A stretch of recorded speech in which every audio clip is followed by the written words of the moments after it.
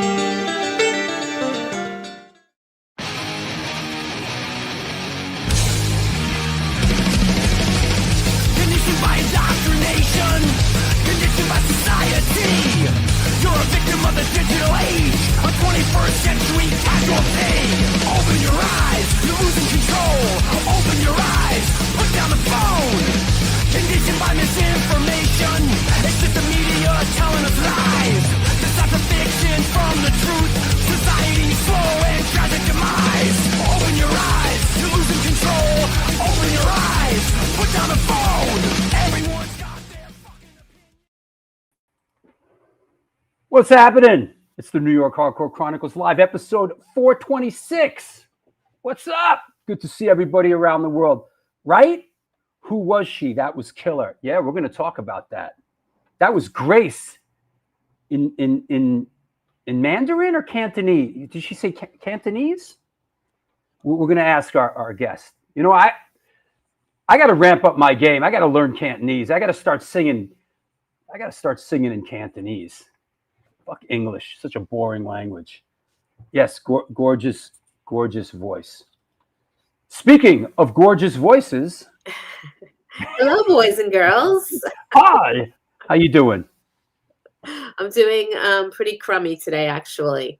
You were a little under the weather. I am a little under the weather, yes. I had a rough weekend. A lot of stuff going on.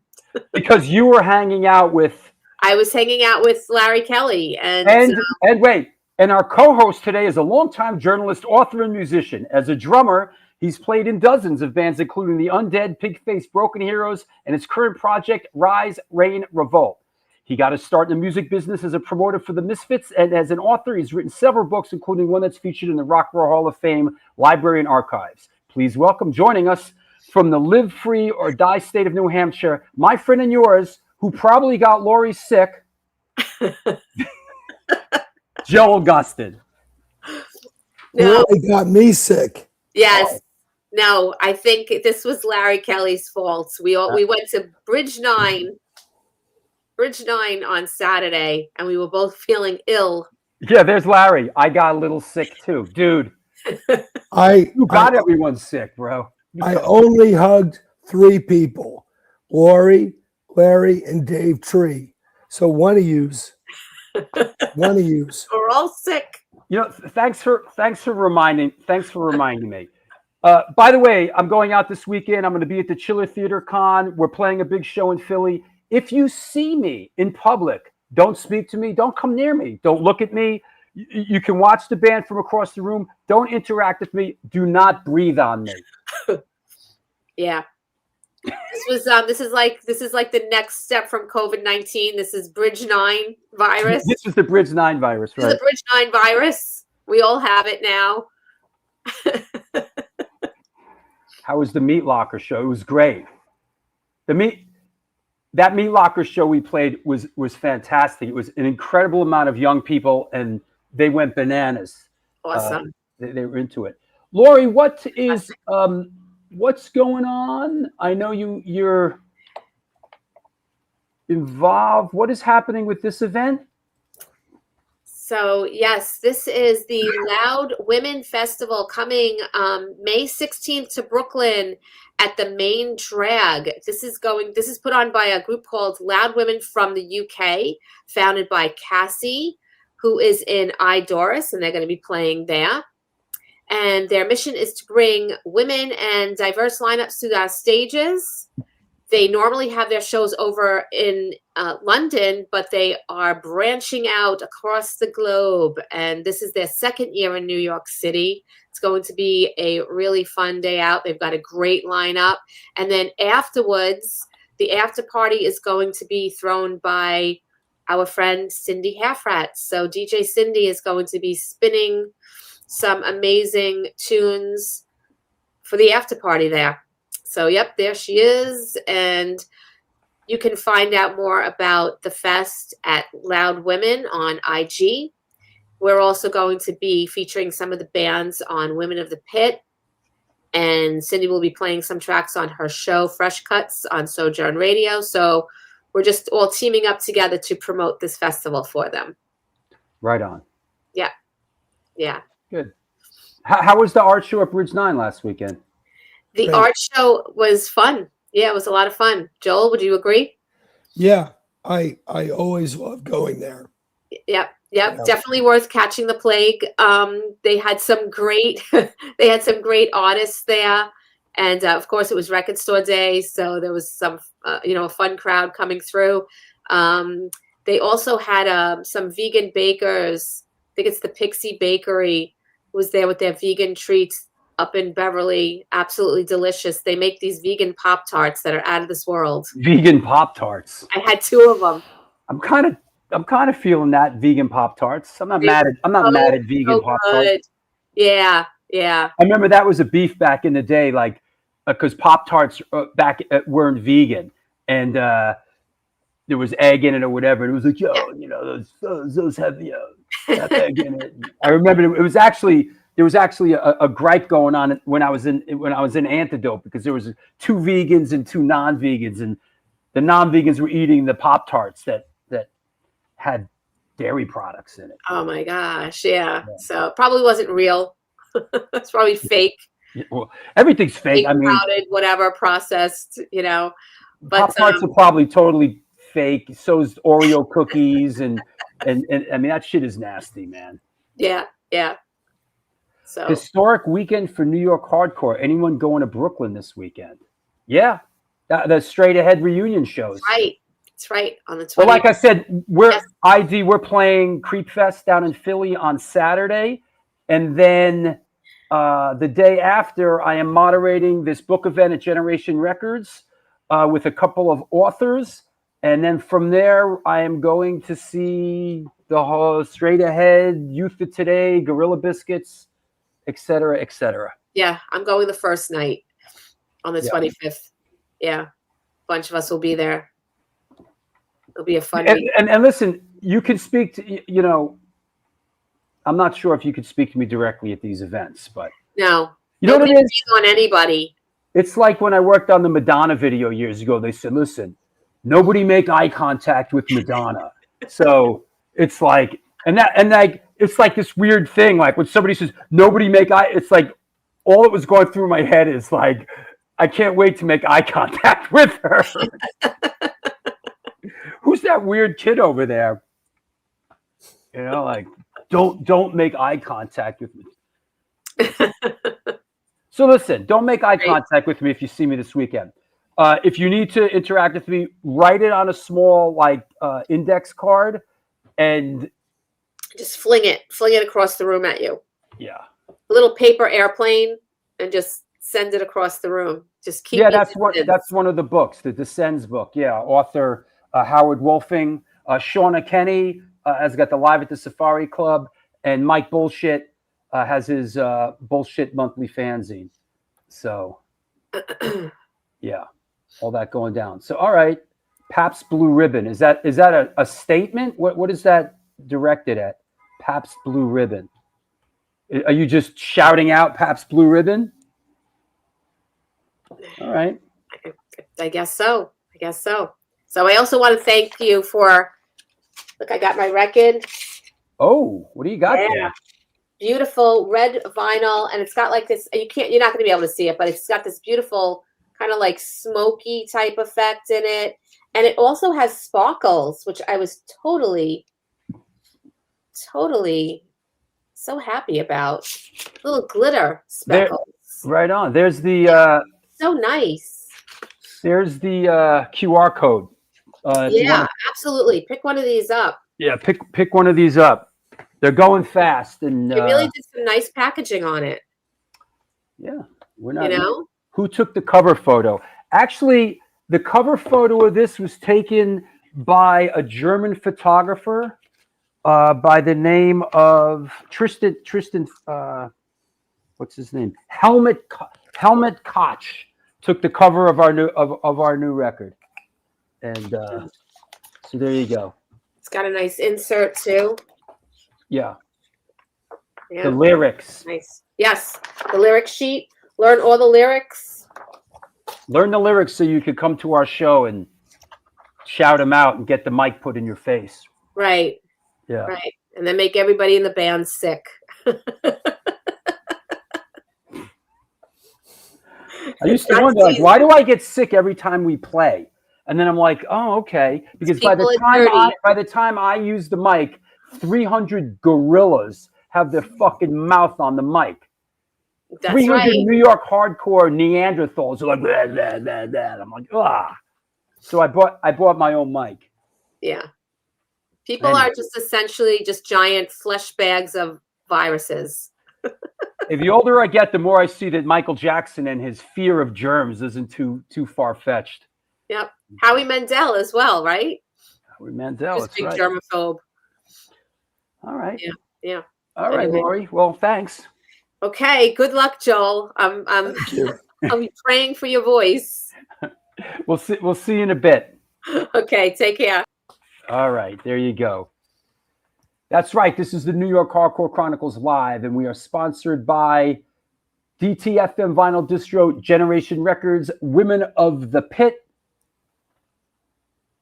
126 Hardcore Clothing, She Devil's Coven, Minty Fresh Presents, and the Texas Silver Rush. They're a jewelry design firm and boutique store located in the birthplace of the Texas country music scene in Fredericksburg, Texas. They specialize in working with musicians in all music genres to design and create unique one-off pieces, as well as to style them for stage, album covers, promo photos, and social media exposure. Their client list includes Rock and Roll Hall of Famers Greg Riley, Ringo Starr, and of course, Agnostic Front.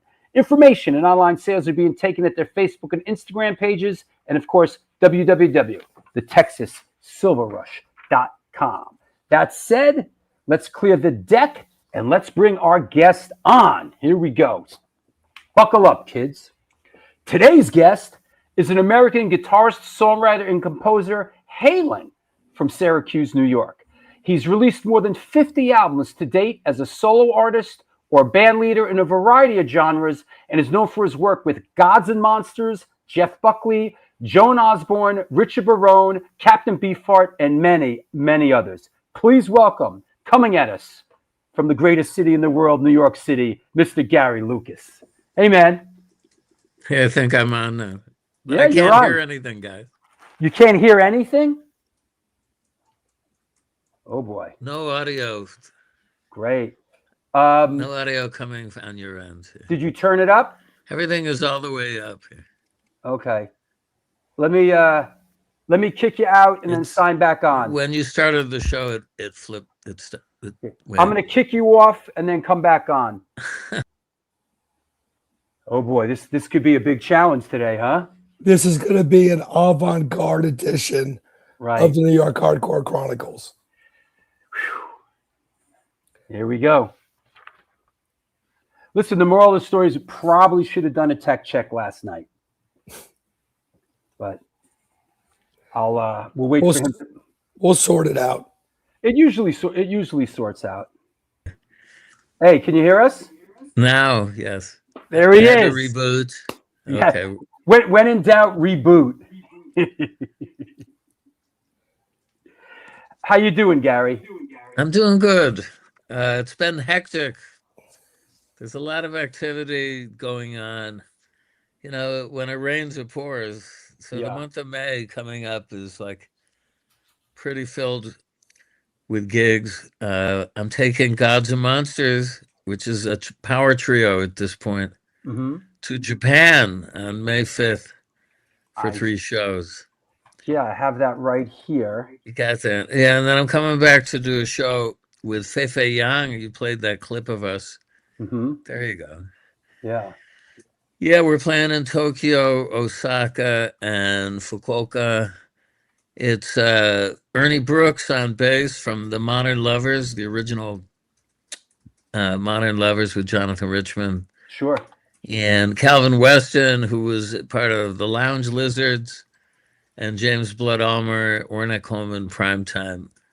They're really great guys and fantastic players. I really love this iteration Yeah. of the band. And so if anybody tuning in is going to be in the vicinity of these gigs, I invite you to come out Has and say hi. It's May 8th, May 9th, and May 11th.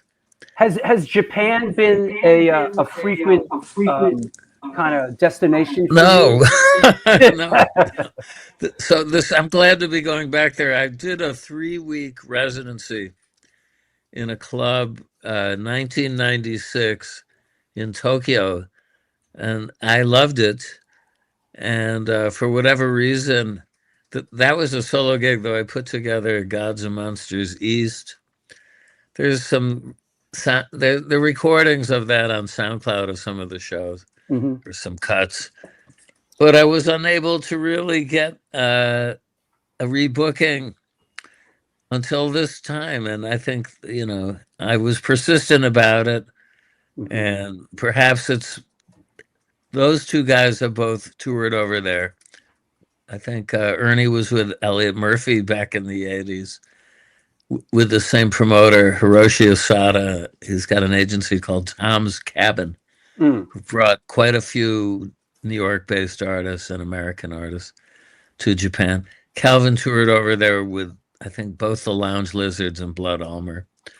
So the combination of the three seems to have done it. And I can't wait to get in front of those audiences. Yeah. Yeah. Anyway, then I'm in Fort Lee at the Barrymore Film Center in Fort Lee, New Jersey, doing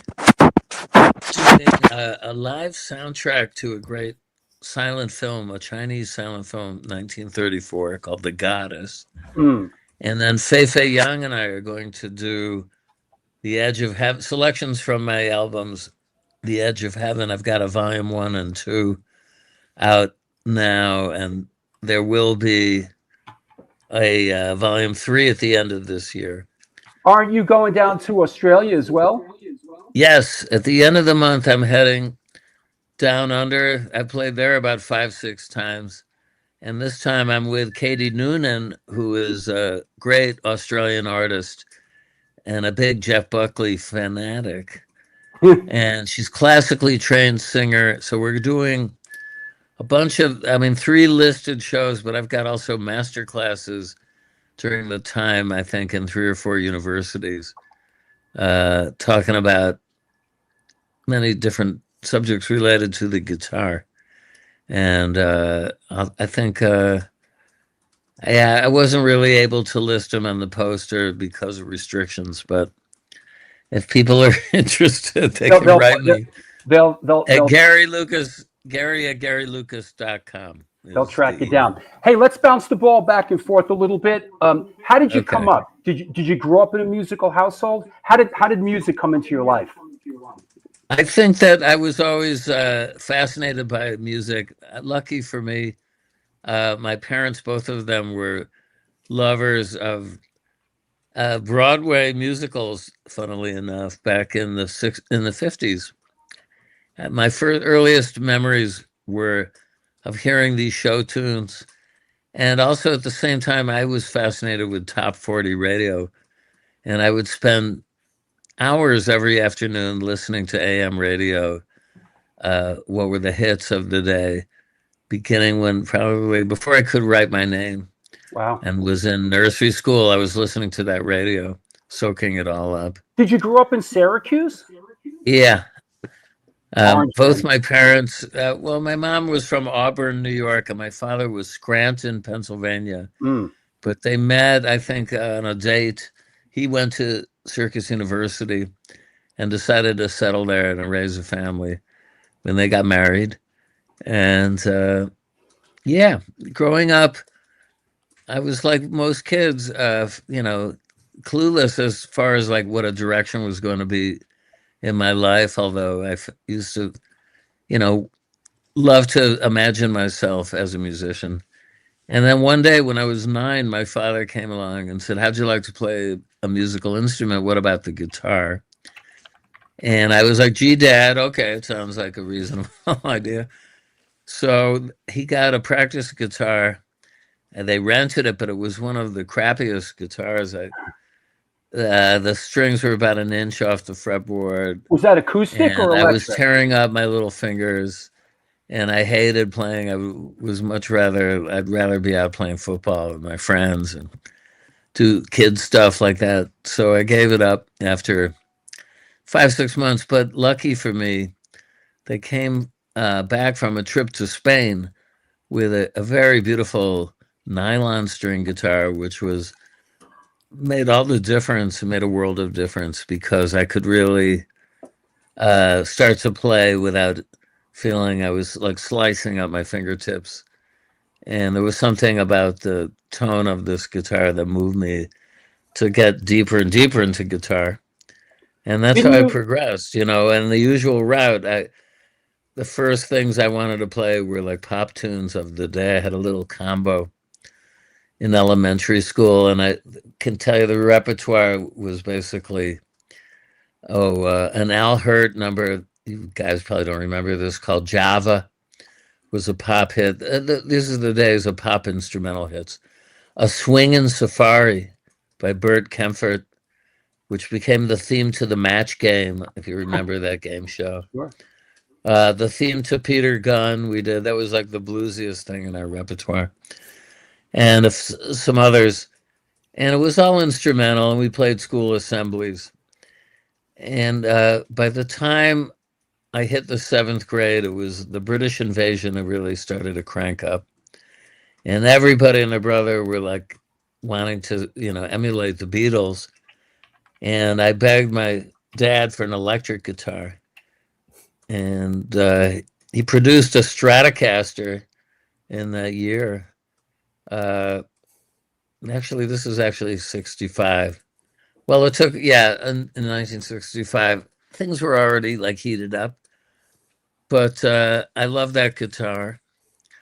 But then eventually, I couldn't get a good tone going with the setup that I had with an amplifier. I didn't know how to really use the in-between nodes of the pickups. They didn't have 5-position switches. For all you guitarists out there know what I'm talking about, where you could get in between these like out-of-phase sounds with a Strat, classic Strat sound. So I got rid of it like an idiot. Gee, I wish I had that guitar. Do you remember what kind of Got guitar a it was? 12-string. I'm sorry? Do you remember what kind of guitar that was? Yeah, it was a Fender Stratocaster. Which is probably worth 65 Strat. Which is probably worth tens of thousands of dollars now, right? Maybe so. I don't know. I got a 66, so I hope so. Anyway, Okay. But I have no plans to sell mine now. Yeah. But I got another one later on. But Who were your original early, one, I don't know. The who were guy. your early guitar influences? Okay, when I was a boy, I loved the song by Dwayne Eddy, the twangy guitarist on RCA, called "Dance with the Guitar Man," which was produced and written by Lee Hazelwood, who was Nancy Sinatra's partner on her early records. And I thought, how cool, I want to play the guitar break in that. That was the first thing I was aspiring to play. So I mastered that, with a little bit of help shortly after getting my first guitar. But the other people who influenced me, there were many. I mean, before the British invasion, I thought I saw Peter, Paul, and Mary play live. And I can tell you, Peter and Paul were absolutely incredible acoustic guitar players and could really get driving rhythms going and finger picking. And Finger picking. I love that stuff. Yeah. Yeah, I didn't learn how to finger pick till much later on, though, so I would emulate it with a flat pick as best I could. Sure. All right, then after the Beatles broke and the British invasion took off, of course, I would cite Beck, Clapton, Page, of course, from the Yardbirds, and later on Cream, and Jimi Hendrix was probably, it still is my all-time favorite electric guitarist. But there were a lot of others too, like Danny Kalb from the Blues Project, who just passed a couple years ago, was amazing.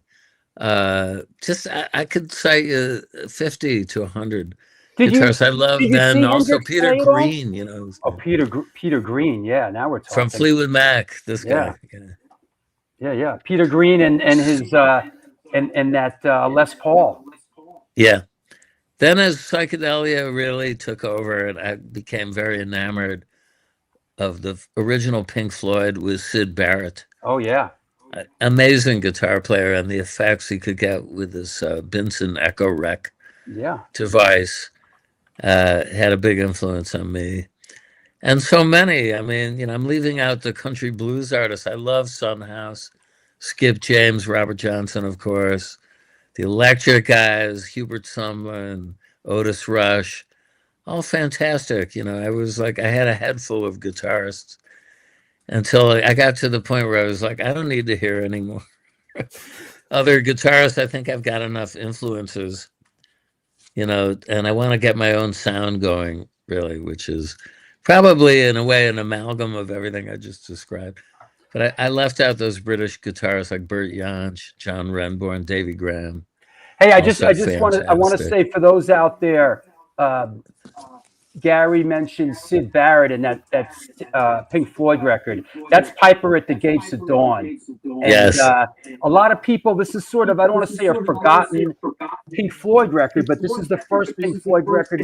People kind of know the later era with Roger Waters singing, but this is an early psychedelic masterpiece that I highly recommend. A masterpiece. Yeah, absolutely. It's fantastic. No, it's like in a class of its own. I've testified about this album to, I don't know, Uncut magazine or one of those British classic rock, maybe last year. They had a little appreciation. I wrote about that album and Sid's playing. Yeah, it's great. It's great. Yeah. Did you see Hendrix? Did you get out and see? No, I'm going to tell you a sad story. Yeah. I was loved Jimi Hendrix, and he came to Syracuse when I was still in high school to play for one night, and I spent my allowance on a nickel bag of weed. I wasn't getting a big allowance, so me and my friend tried to panhandle outside the War Memorial in Syracuse, which we had no luck with that, and we heard this thunderous sound coming through the concrete walls. And we tried to maybe scurry through an exit door when it opened up, and no luck. It happened to be the day that Hendrix got busted coming in from Canada at the Rainbow Bridge at U.S. Customs. Sure. He was holding, I guess, heroin. And but the show went on in Syracuse, but without me and my friend. You know, we missed it. I did see some great. I saw Keith Richards was maybe my first guitar hero. I don't know how I could leave him out, but I saw the Stones with Brian Jones and Keith in 1965. October 30th, 1965 at the Syracuse War Memorial. I've written about it. If you go to my website in the writing section, you can read this appreciation I did. I saw Led Zeppelin on their second tour of the U.S. when Led Zeppelin 2 came out. Janis Joplin with Paul Butterfield Band opening twice. And when she was with Big Brother, Sam Andrew and James Gurley, I thought were amazing guitarists. So, you know, I've grown to appreciate so many. Did you see the Grateful Dead? Dead? Years, but yeah, I did. And also, I'm a late deadhead. I appreciated them. To me, Anthem of the Sun and Live Yes. Dead I love were Anthem of the awesome. Sun. They're my favorites. Yeah, me too. But I was, fortunate enough to play with Bob Weir. That's a good one. We were at this thing called the Bell Atlantic Jazz Festival. And he was in an artist tent next to mine. We all had like little tents. And my roadie, Bob Jacobson, said, "Hey, Bob Weir's next door. I'm going to talk to him to see if you can sit in with him." I said, "Okay, go ahead." I'm not so brash as to barge in on people and push myself forward, but so I let him do it. And he said, "Sure, let me meet him. Tell him to come in." So I go in there, and Bobby was knocking back some rosé and had some like babes around him. And he was like, "Hey, man, do you know Friend of the Devil?" And I said, "Yeah, I think I can play it. I had my national steel." He said, "All right, so you can join me." So when it was his turn to play, I went out and he called me out about midway through his show. And I sat down, and the first thing I realized was I could not hear any of the other instruments.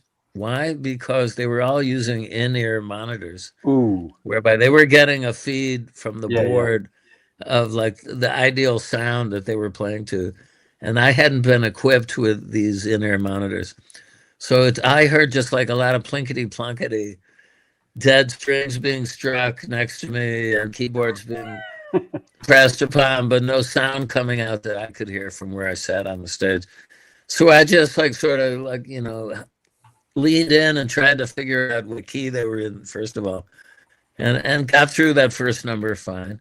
And then got to leave, and he said, as I was walking off stage, "Hey, man, where are you going? Come on back here." So I sat in there for another 5 songs. Man. Oh, wow. And again, I had the same issues, but whatever it was, I have a good ear, so I covered it up. And the result was like for a week or two after that show, I'd be walking on Houston Street here in the East Village. And random people, street people across the street would see me and go, "Bob Weir." Yeah. In this day and age, all you have to do is be in the same room with one of those guys, and you get that, right? Yeah.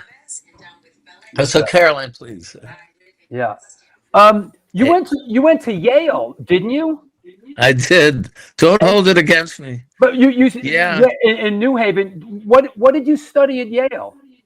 English lit. Right I mean, on. I always had a good facility as a writer. Mm-hmm. I guess, and I tested well. I took a national English test for creative writing, and I won an award for that, which helped, give me the credentials to get in there. Mm. But honestly, I spent a lot of time goofing off, getting stoned and playing music. And I was on the Yale radio station on WYBC. I was the music director there and I had a show on during their summer shift. And after I finished as music director, I brought my friend John Perellis, who wound up as the chief pop critic at the New York Times, to take over. We were like friends there.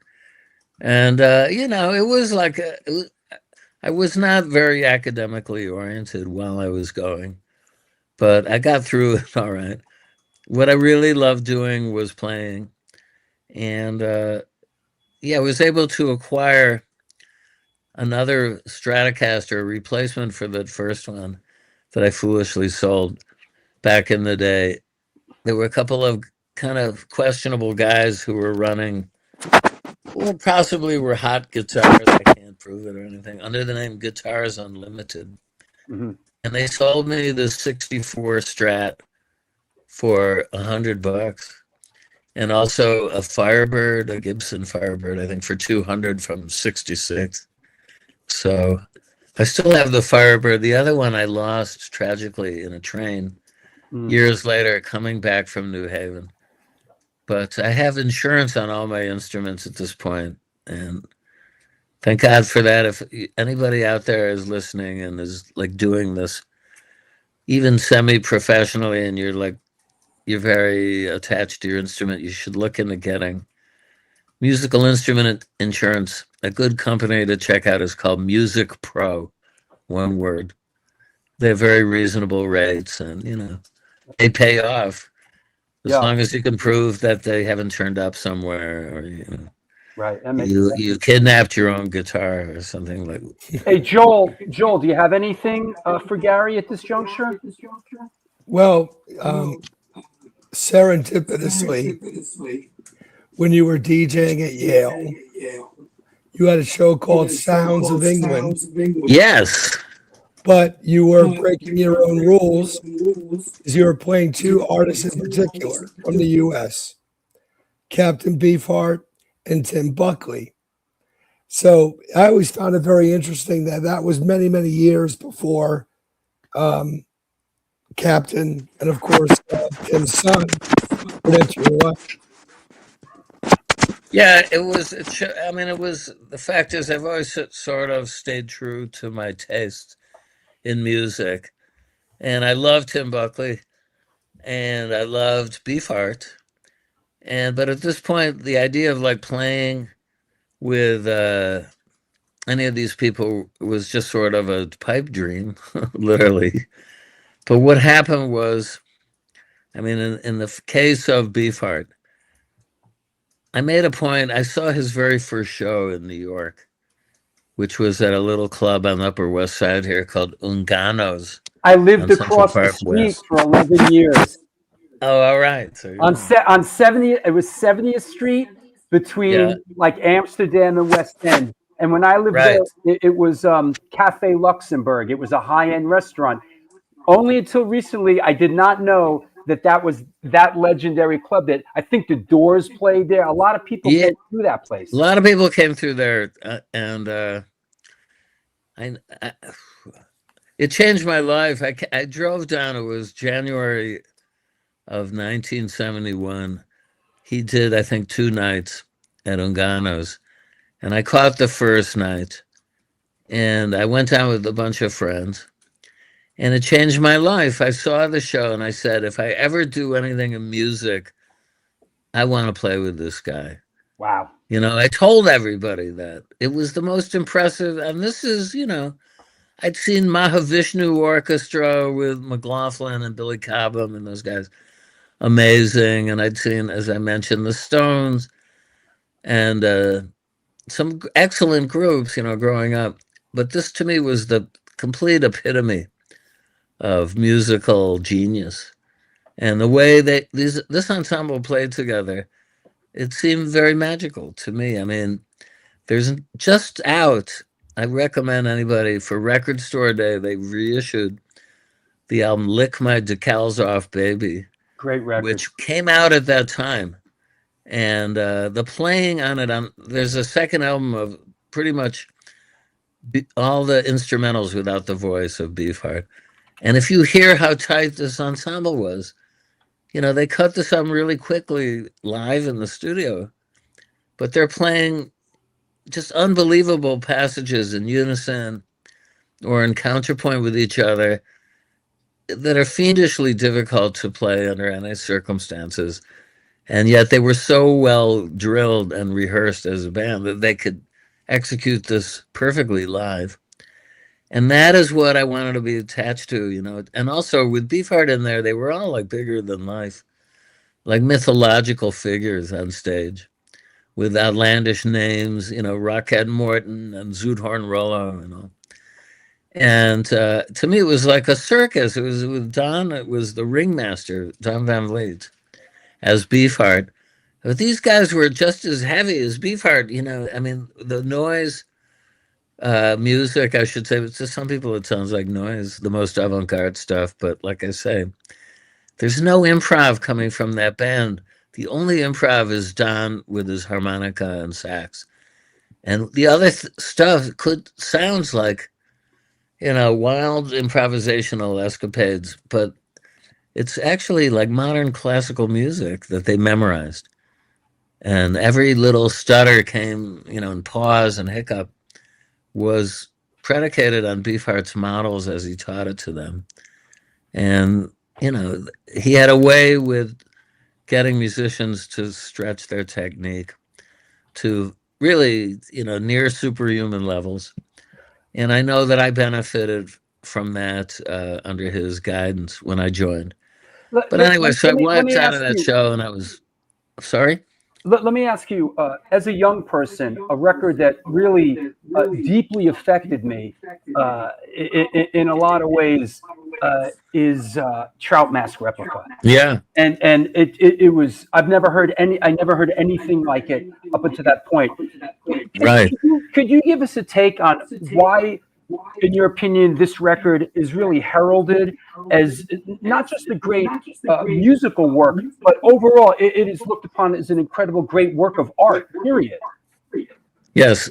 Well, I think it's because Don's vision was really well realized there.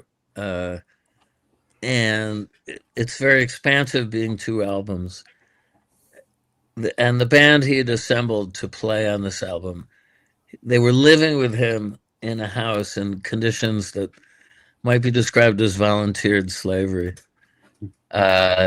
He was a hard taskmaster, and there's a lot of resentment still among some of the veteran players who are still alive on that album. But whatever it took to achieve this, and he's been accused of dosing them with LSD and preventing them from eating for a while and starving them. It definitely, I wouldn't say justified any of this, but the result is just a music that in its depth and visionary expansiveness, there's nothing like it, and there never will be. Although for my money, Lick My Decals Off is a better realized, maybe a little bit more user-friendly album on the avant-garde tip. Sure. And it's all crystallized there on that one album. But they're both great albums. And I brought this little, a fan made me this little Captain Beefheart doll here in Amsterdam. I was over there to do symphonic Beefheart with Nona Hendricks singing. You showed that clip at the top of the show. When you went and saw Beefheart, Ry Cooder wasn't in the band, right? No, but he opened. Opened for Don. That's interesting. And people talk through Ry, and Ry is an influence on me. I think he's one of the that's why I wanted to ask about him. Americana. Yeah, I love his a lot of his solo work and soundtrack work, and he definitely is inspirational. Yeah. But the story of Ry and Don is complicated because they drafted him to be in the band, but Don's kind of wacky, let us say, behavior made him flee after one disastrous gig where Don was tripping and walked off the stage accidentally and fell on the manager. And Ry was like, okay, I got things to do. I'm out of here. That's it. And he left. But obviously there was some sort of reconciliation because Ry was opening him, and they were brought together.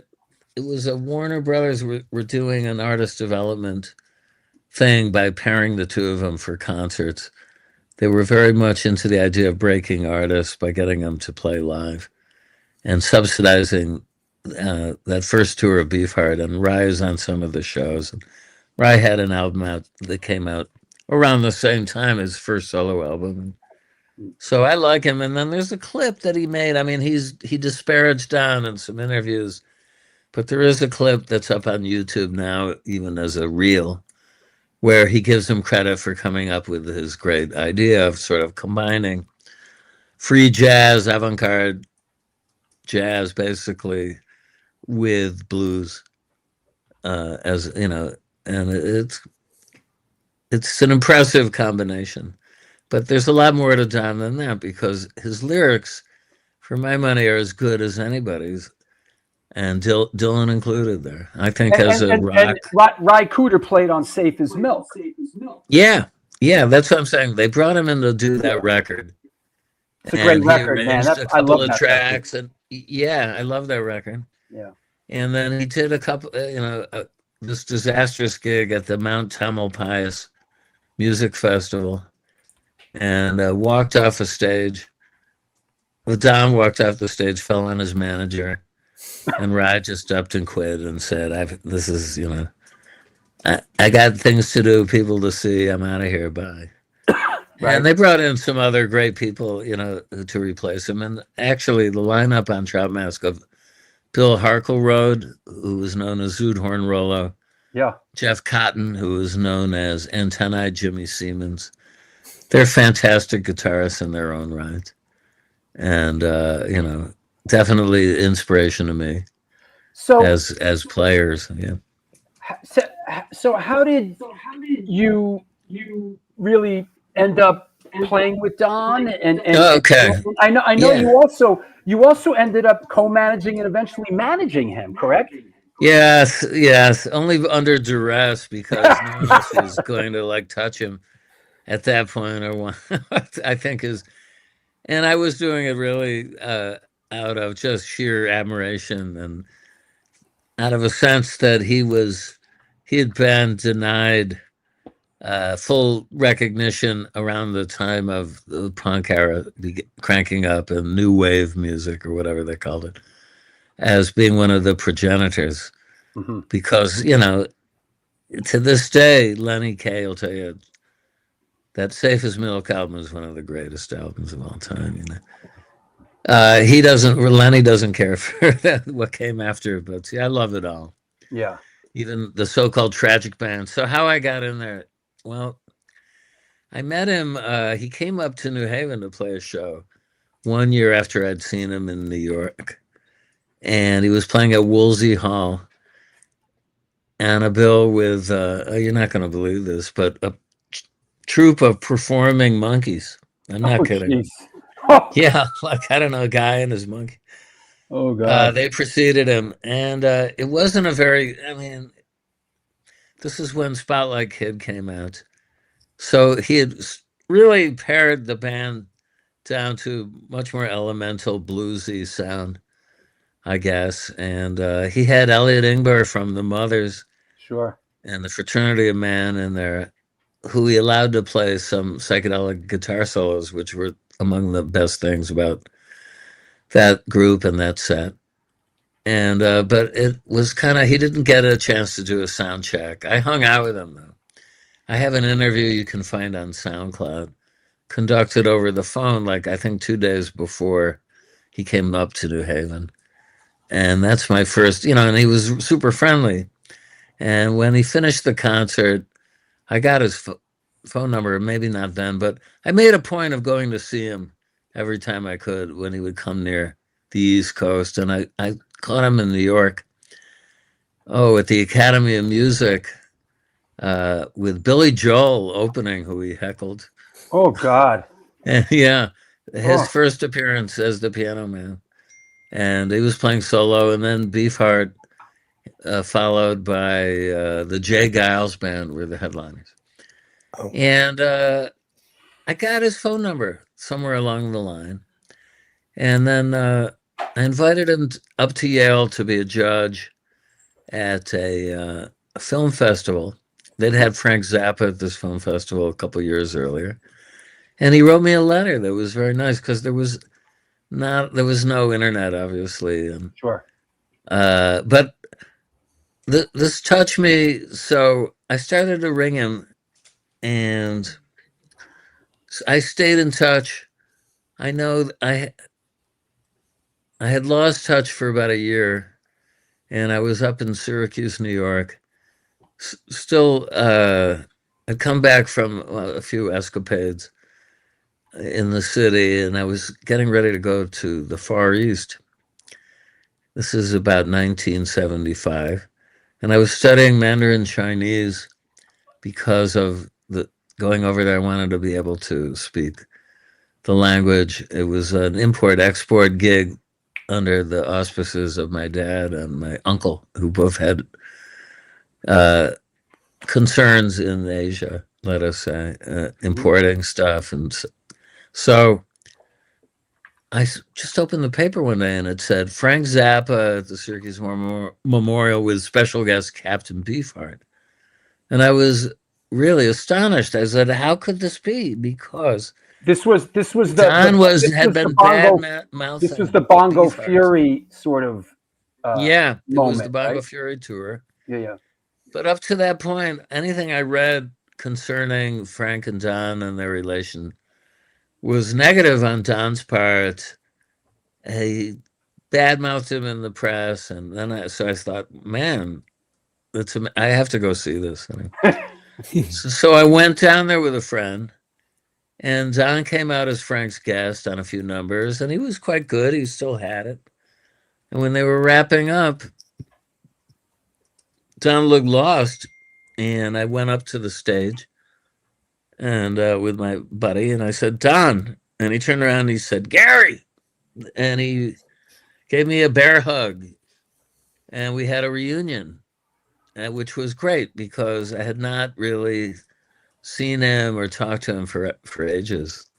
Though in the early 70s, again, I went to a few shows in New York and hung out with him backstage.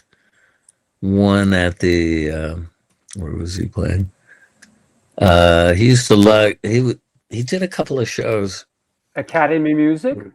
Yeah, must have been. Yeah. I'm trying to think, probably.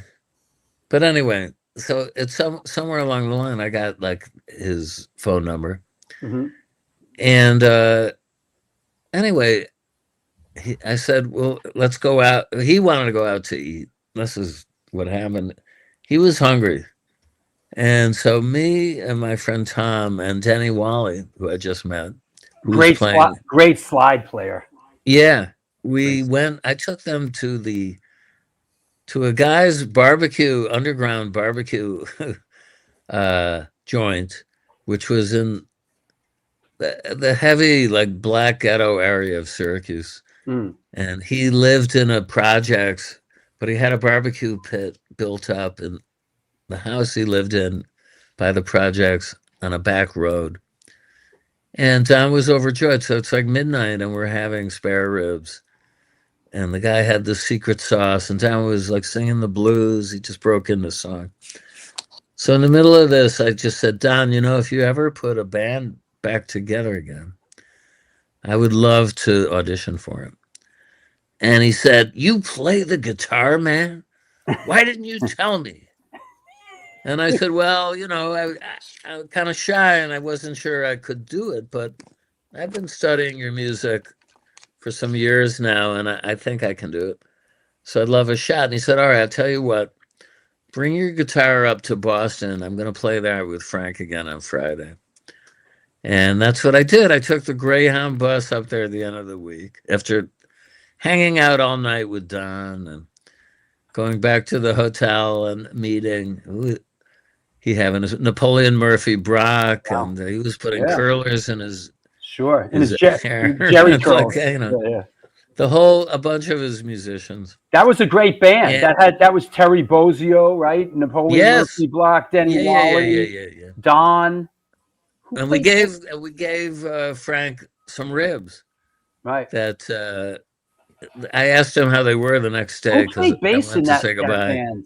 Was it who played bass in that band? Yeah, anyway, I'm sorry. Anyway, so I went up again. I took the bus up to Boston and crashed with a friend, and I went backstage at the end. And I went back to his hotel and I played for him, and he said, yeah, we're going to do something, man. I know it. And I was like, okay, when? He said, well, he was vague. And I said, anyway, I'm going to the Far East to work next week. Let's stay in touch. And he was like, why are you going there, man? I said, what do you mean? He said, you were born here. So that was I was surprised to hear him say that because it was a very nativist sentiment. But Don was surprising in that way, in the fact that, if you knew his upbringing and all, he was an only child raised in the desert, but he was related to some very, very prominent people like Sir Richard Halliburton. Well, there was a Wallace Simpson Warfield. His mom was like Annie Sue. Wait a second. His grandma, who he called Granny Annie, real name was Annie Sue Warfield. So related to the Duchess of Windsor, Wallace Simpson. Anyway, So did that? Uh, So how does all that? All that I'm assuming kind of eventually ramps up to well, okay, it took a while still. flavor Bud Living, right? I'll tell you how. I came back and I called him up. I came back from Taiwan after spending nearly 2 years there. I had married my Chinese girlfriend, my first wife, and we were living in San Francisco in the studio, and things were just, I didn't know what my next move was. And then I saw again he's playing in Berkeley, which is right across the bay. And he's got a new magic band. So I went to see him, and we had a reunion again. And Denny was in that band, and Jeff Tepper, Robert Williams on drums, I think it was. Anyway, so Eric Feldman, basically the nucleus of the last Magic, some of it. Anyway, Denny was not part of the albums I'm on, but in any case, we said we'll stay in touch. I moved to New York, started working at CBS Records in their advertising marketing division, running ad copy for all sorts of stuff, including the Beastie Boys and the Clash. I was sort of the resident punk sloganeer. A lot of crowd Joel, rock. hold on. Joel, hit it. You are the man who coined the phrase, the only band that matters for the Clash. That is true. Yeah. Hey, I believed it too. I mean, I was a big Clash fan, and I want a royalty for that. Well, see, the problem is CBS owned all my intellectual property by virtue of me working for them. But I was proud to see that slogan really getting across and being merchandised. And, I believed it. I love the Clash. And I was their biggest supporter, me and Marilyn Laverty, who was a writer for Trouser Press magazine back in the day. She was like a secretary at CBS. We went with Bernie Rhodes, their manager at the time, Bernard Rhodes, before the Clash ever played in New York, to try and show them places they could play. And we took them to Irving Plaza. We took them to the Academy of Music.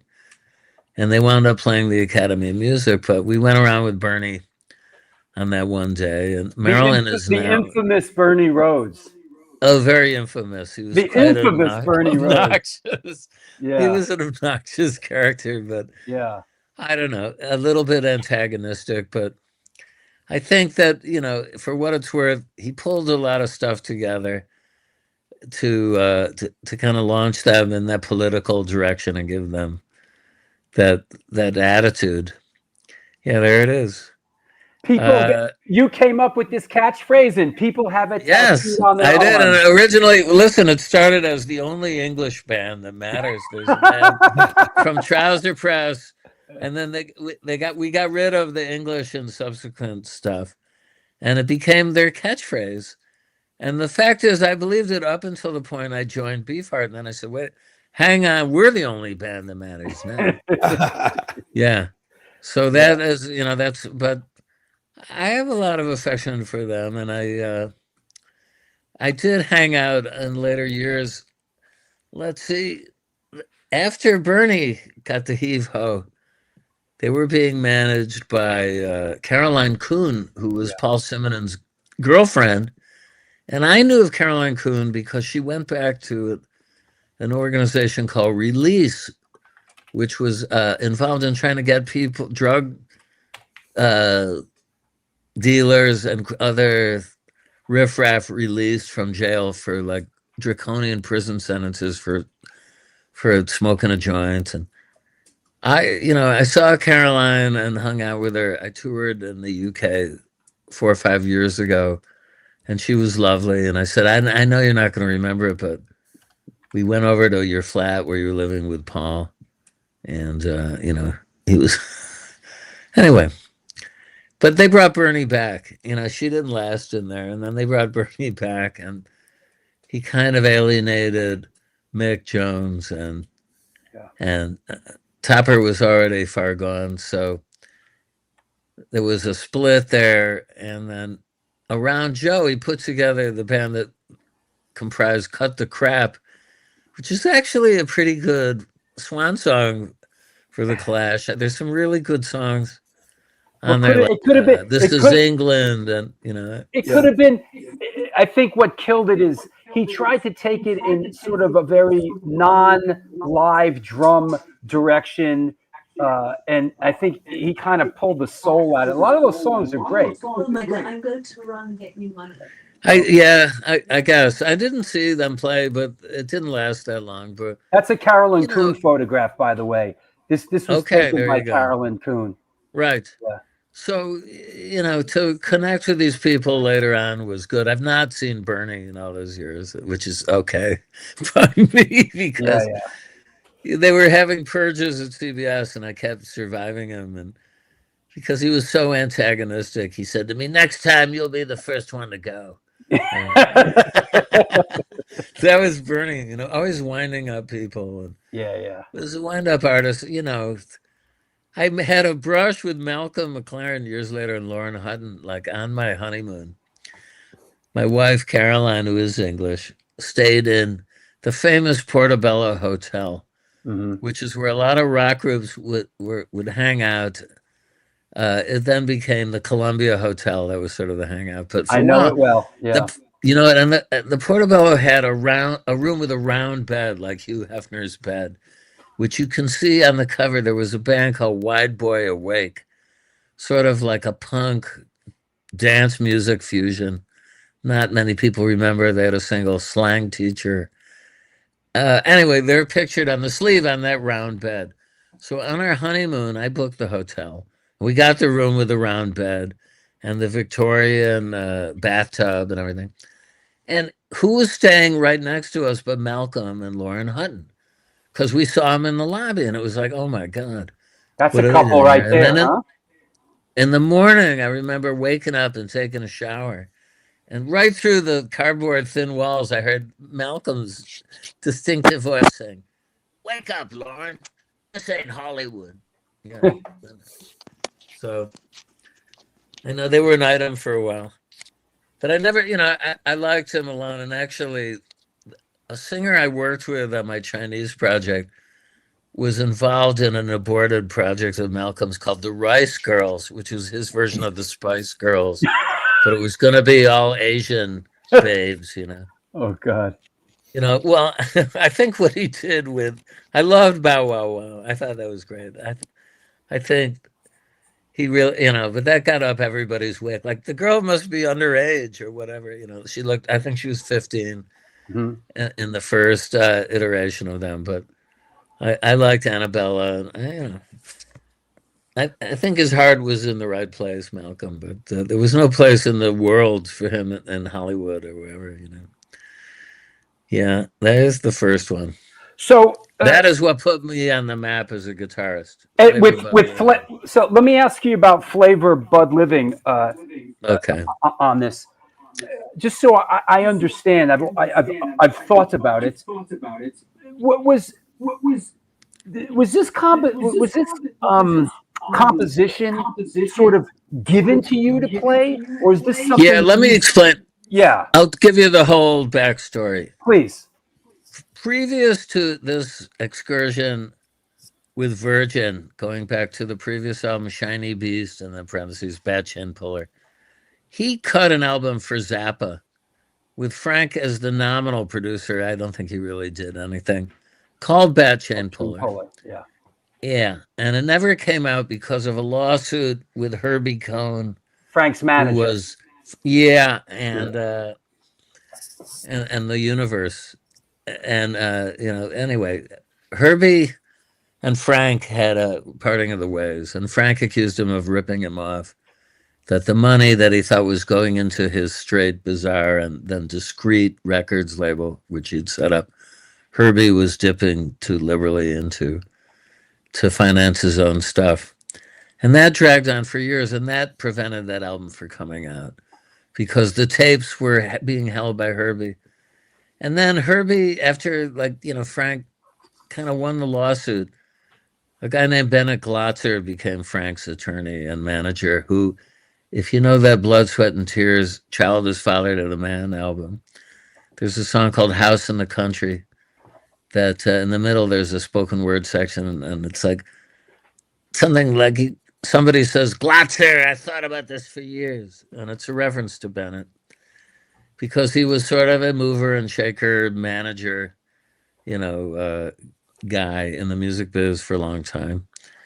Anyway, I'm getting ahead of myself here, but how did I learn this? So I'm pals with Don, and I'd visited him. I went out to see, to do something for CBS Records, to go work with the Boomtown Rats. Yeah, that's it. Because a picture just surfaced to that. There's a picture, if anybody has an old copy of the NME, must be from 1979.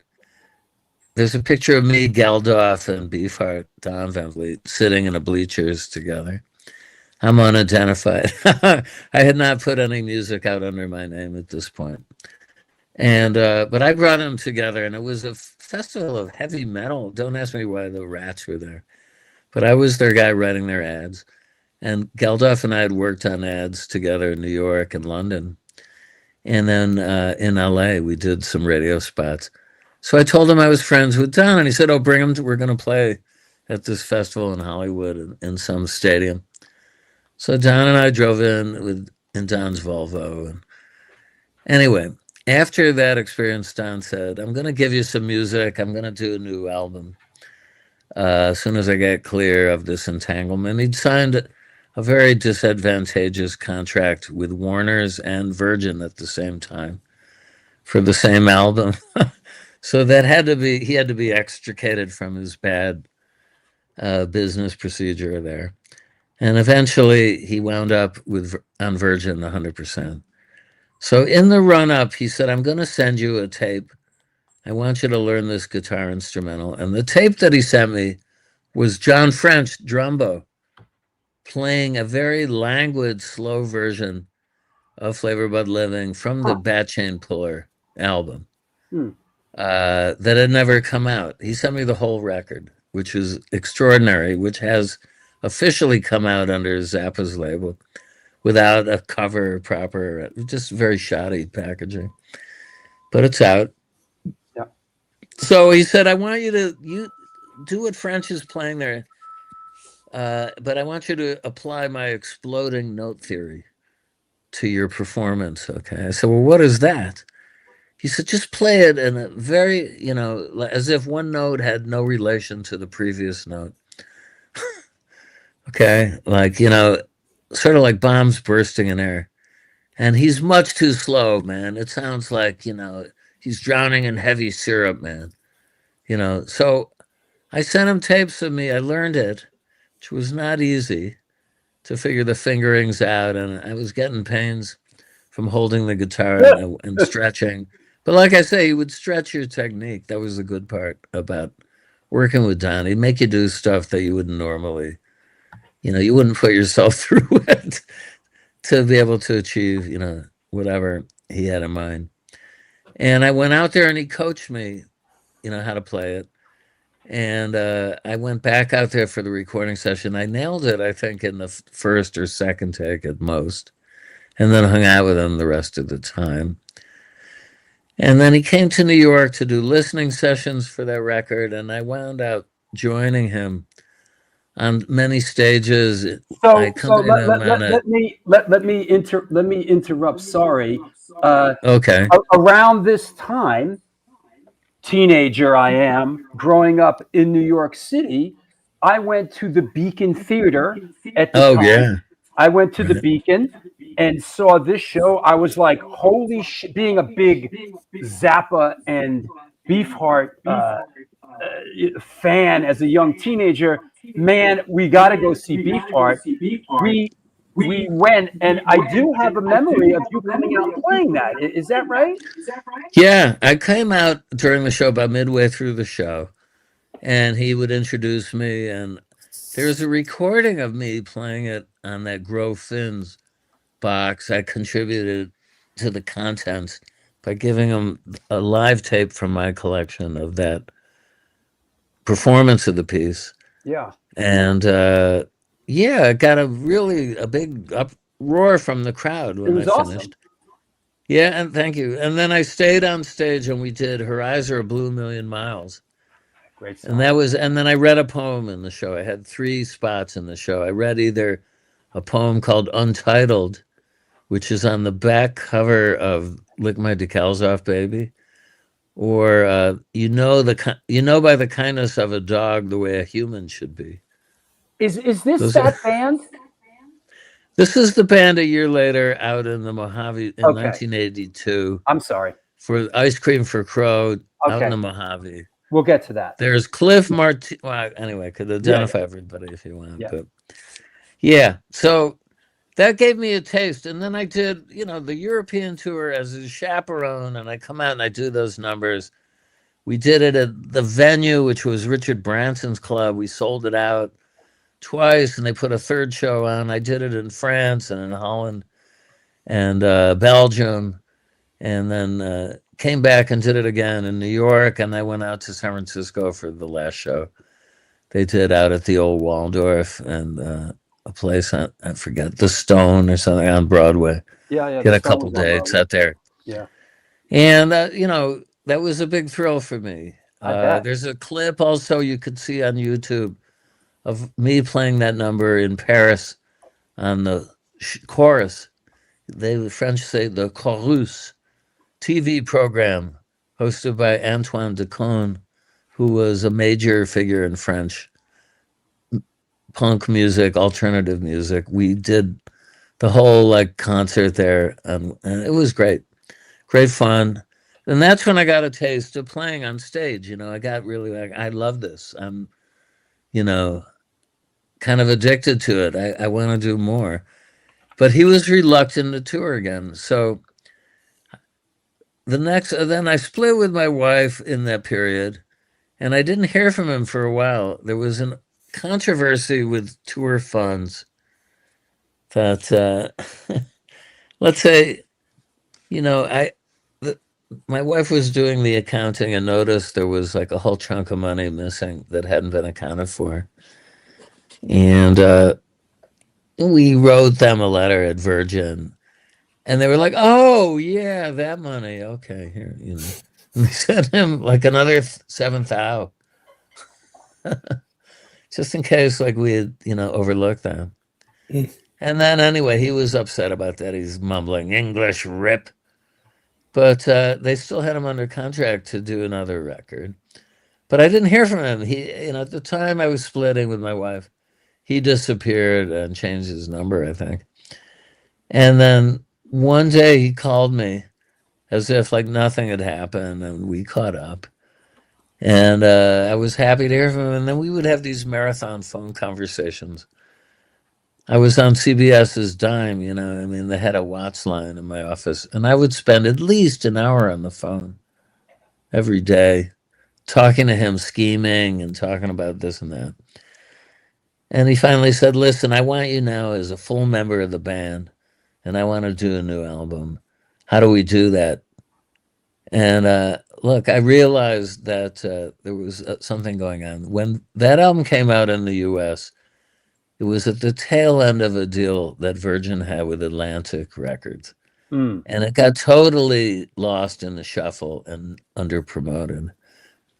Although my wife and I, my ex-wife, got a lot of press for Don as his nominal managers, and she was a publicist, and she was really good at it. And we worked every connection we could, and people were eager to write praise about Doc at the radar station.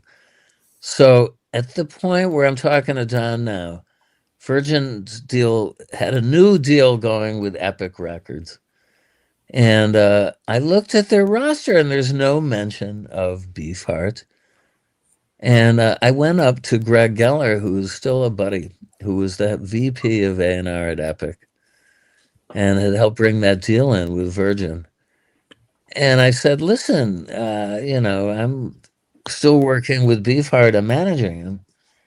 And we'd like to make a new record." And he said, "Oh, I love Beefheart. Yeah, we can do that." So he greenlit this project. Nobody in England was eager to do anything, but he got it going. And then, it was this financing was split between Virgin and Epic. And when it was over, we went back to him and said, "Now we'd like to do a video." Don didn't want to tour. Right. He was just had it with the road. So I said, look, man, there's the new phenomenon of MTV, blah, blah. So he masterminded a video at the Sessions for Ice Cream for Crow. I have a tape somewhere of him jamming ideas. And we'll have spiders. Wasn't that the only time really the band that played on Ice Cream for Crow? Isn't that the only time you guys got together and sort of did a promotional thing for the record? Yeah, because like I said, he was done with the live. He didn't want to put himself through it. Yeah. So that was, in lieu of that, we did that video. And then, of course, right away, it was blocked at MTV. They rejected it as being too weird. And that was it was like censored. So I got him on Letterman, where they allowed awesome. Half a minute of the clip, and he said, "I don't want my MTV if they don't want my video." That's his great line. The two Letterman episodes, the two Letterman. I got him on both those. Yeah. Those are. I recommend to anybody out there. They are fantastic. Yeah. If you ever want a little insight into Don's sort of persona, watch him on Letterman. It's fantastic. Yeah, everybody assumed like he was drunk because he walked out with his Perrier bottle in a paper bag, but he looked so spaced out. People were just thought he was goofing, but to get him on the show was an achievement, and twice was really something. Yeah. And Letterman was all ready to walk off because he knew that Letterman liked to be antagonistic with some guests. Yeah. And be snarkier than they were. Yeah, yeah. And he had a speech prepared, like I didn't come here to be insulted and I was going to get up. But Letterman treated him with kid gloves and he was very respectful. And Paul Schaefer must have said to him, this guy's a legend. And, you know. Lay off. So he enjoyed it. And by the time we had him on the second show, I got him to plug his artwork. I was trying to set up behind the scenes a gallery show through our friend Julian Schnabel, who reached out to me because he wanted to, do music with Don. He had an idea to make a record, and that never really came off, but it brought us together. And then he was like telling Don, I can get you a show, So as part of the preparation for that was this display of slides of some of what he thought at that point were his best paintings. And it was it was a lot of fun. I did a hell of a lot of work for very little recompense other than psychically. But at the end, after 5 years of it, I resigned. I tell you, he didn't want to. I said to him in the resignation, if you want to make a record again, I'm there. I joined because of the music. Yeah. But at this point, to be like your art pimp, intermediary. Yeah. I wasn't comfortable with it. Can I ask you, is there anything sort of in retrospect is there anything you could say about Don as a friend or as a person, like all these years later, like something that really to glean us some perspective on him as a person?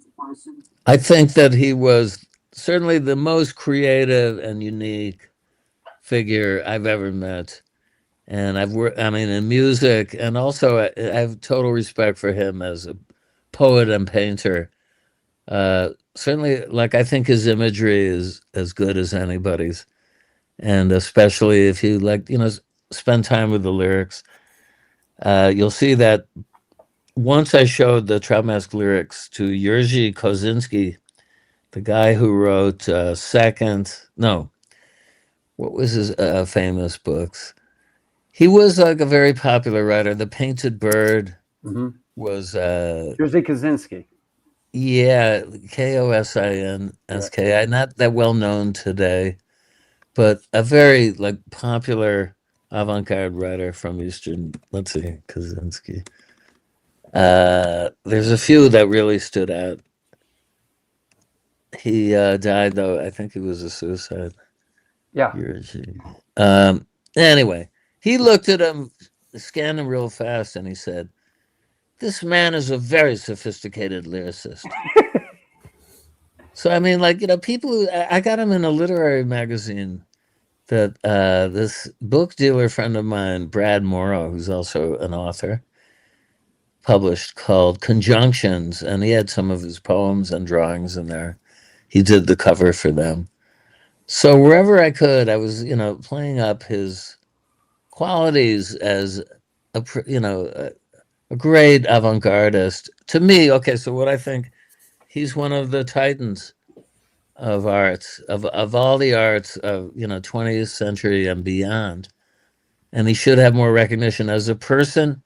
On a good day, he was the most charming individual in the world. He could really create a universe around him in his speech patterns and the way he saw the world filtered through his sensibility.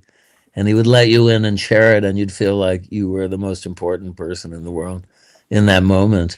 But on a bad day, watch out. And that's all I'm going to say. Yeah.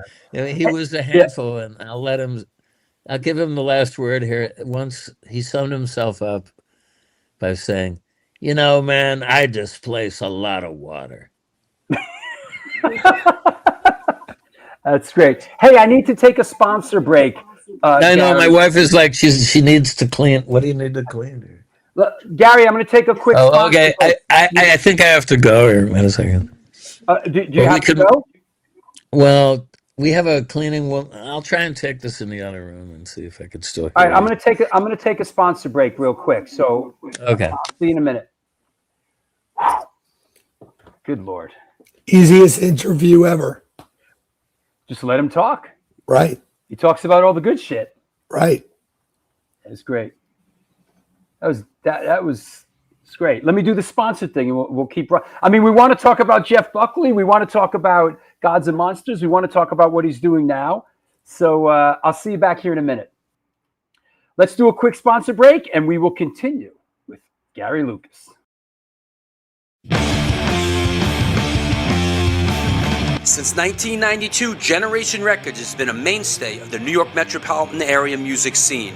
Today, they offer a diverse selection of new and used rock, jazz, indie, hip-hop, punk, hardcore, metal, blues, soundtrack, and reggae LPs, as well as t-shirts, posters, and other merchandise. They buy used record collections and music memorabilia and will pay you top dollar for them. House calls made for large collections in the tri-state area. Call or email generationrecords@gmail.com and follow them on Facebook and Instagram.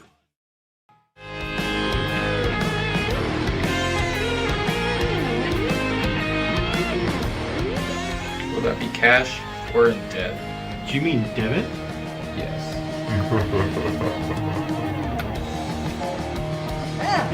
Sorry. Another eternally satisfied customer.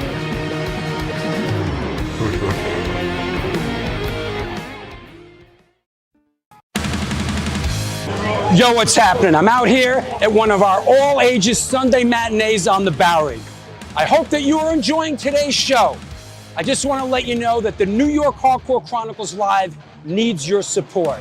Please step up. There is a Patreon page that has a lot of unique program. Shows are announced there first. Lots of good stuff. There's a PayPal address right there on the screen if you want to make a contribution. There's also a super chat function. You could do that, but the bottom line is this show exists because of your support. We're going to be doing it for a long, long time. Thank you for all your support through the years. Back to the show.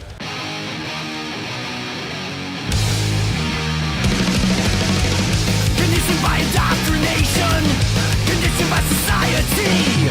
You're a victim of the digital age, a 21st century casualty. Open your eyes, you're losing control. Open your eyes, put down the phone. Conditioned by misinformation, it's just the media telling us lies. Decipher fiction from the truth, society's slow and tragic demise. Open your eyes, you're losing control. Open your eyes, put down the phone. Everyone's got their fucking opinion. And we're back. It's the New York Hardcore Chronicles Live. Hey, just a couple of upcoming shows. Let me get rid of that. Couple of shows coming up. What the hell's going on? Come on now. There you go. Couple of shows coming up. 1 week from today, April 29th, Joel will be back co-hosting. We have Curse Mackey on the show. And a week after that, it is the Incendiary Device celebration of the album New York City. We're going to have everybody from the band on, producer, so on and so forth. Greg Norton from Husker Du and Ultra Bomb on Sunday, May 10th. Sunday, May 17th, Punk Island 2026 review. We'll have a bunch of the organizers on. Come on now, Waddy from The Exploited. Sunday, May 24th. Jesse Mallon, our good friend and cohort. Jesse Mallon on Wednesday, June 3rd. Jeff Ladd, photographer, on my birthday, June 28th. Joey Vera of Armored Saint, co-hosted by Lori Dawn. Wednesday, July 15th. Wednesday, July 22nd, Bob Burt, formerly of Sonic Youth, Lydia Lunch, John Spencer, etc. Wednesday, July 22nd. And Black Dahlia of the Dwarves on July 26th. So lots going on. Once again, if you're down in Philly, ID's playing Creep Fest on Saturday. Sunday, I am hosting a book event at Generation before going to the Straight Ahead reunion. Let's bring our co-host, Joe Gostin, back on. How you doing? Hanging in there. Hey. Good. We gotta ask him. We gotta get past. Hey Gary, we gotta get past Beefheart. Okay, I have to move it back to the other room because for some reason it won't play through my computer. So, can you hear me? Yeah. Can you hear us? Yeah. Okay. All right. Well, so like Lori Dawn said, if the vacuum cleaner goes off for a few minutes, you can't get in the way of the cleaning lady. No. That's what Lori Dawn said. I mean, like, we're so untidy in this place. So. Yeah. Okay. So the Beefheart thing kind of winds down. Let's get on to Gods and Monsters. How did it come about? How did it come about? Was there a mission statement? And sort of what's been the trajectory of Gods and Monsters? I started to play out and do solo concerts about 88, purely on a dare. And it went very well. And they started at the Knitting Factory. And a year into it, my friend Yale Evelev, who runs David Byrne's label, Luwakabop, he was doing some bookings for the city. And he said, I'll give you $1,000 if you put a band together and play at this Welcome Back to Brooklyn festival out in Prospect Park. So that was the propeller. I assembled a band, and it had, at that point, 2 bass players, Jared Nickerson and Paul Nowinski, and Tony Thunder Smith on drums, who played with Lou Reed later on, and Jeff Beck, and he was a monster. And you can see clips that Giorgio Gomelski filmed of us at this debut concert on YouTube. If you plug in Gods and Monsters, Prospect Park, Giorgio Gomelski. I always loved him. He was one of my earliest supporters. He'd come and see me play solo at the Mud Club. And I remember this bearded guy going, yeah! Well, I went into the I'm a Man riff. I was doing some like extension of that with a looper. So that was all instrumental. And I liked it, but I thought I don't want to be like trapped in a jazz rock instrumental thing. I should be writing songs. But previous to that point, though, I had psyched myself out of even attempting this. And then one day I said, fuck it. I'm just going to like see what happens. And I applied myself and I wrote my first song called Poison Tree, which came out on the album Gods and Monsters. And from there it just I expanded the group, and eventually it was a 7-piece. Matthew Sweet was a singer. Julia Hayward, who had done early videos with people like she had a band called T Venus, but she was Laurie Anderson's partner at one point as a video maker, but she had a very unusual voice. And also, I had a rapper and a scratcher in there, like K-Rob and Cameo, who were in that Wild Style film about the early rap scene in New York. And a little bidding war broke out between Elektra and Columbia, and I opted to go with the devil that I knew. Maybe that was a mistake in looking back. But we got signed. I left my day job in '90 to make a record. And then we kind of floundered around because they only were interested in me and Julia. So my 7-piece became a 2-piece, and then we were like having petty arguments over the name. She didn't. Well, yeah. I'm sorry. Can you still hear me? Yeah. Yeah. She didn't like that name, Gods and Monsters. Stupid stuff. And about a year into it, we hadn't recorded everything, and we'd interviewed a lot of different producers. And at the end, we had Jack Nitzsche lined up and to do half, and Chris and Tina from Talking Heads to do the other half. And at that point, Hal Wilner was a good friend of mine since I moved to New York. Legendary producer and multi-artist tribute guy. He came to New York. Sorry, he approached me and said, he called me up and said, and this is spring of '91, I'm going to do a tribute to Tim Buckley. And I'm like, man, I love Tim. I had his records. I never saw him, but I loved him. He said, yeah, and I think his son Jeff is coming along. And I think you guys would be good together. Now, this might have been Jeff's idea because it turned out he was a Beefheart fan. So I said, okay, Hal, I got an open mind. So I went down there with my partner, Julia, and we did a run-through 2 days before the show. And it went really well. And I met this kid. He came up to me while I was packing up, and he's vibing me and popping his eyes and rolling, just he looked like he was on fire. He was bursting at the seams. So, and he looked just like his dad. So I'm like, this must be Jeff. And it was. And he goes, Gary Lucas, I love your guitar playing, man. I loved you with Capt and Beefheart, and I dig you with Gods and Monsters, and I really like what you were just doing in here. I want to work with you. So I said, great, why don't you come by tomorrow and we'll work up this song of your father's called The King's Chain. It's on the Sophronia album, and Hal had suggested that as something we should tackle in a show. So he came around the next day, and we got right down to playing, and I handed him the mic. I set up a loop and did some of my little Lucasonic effects.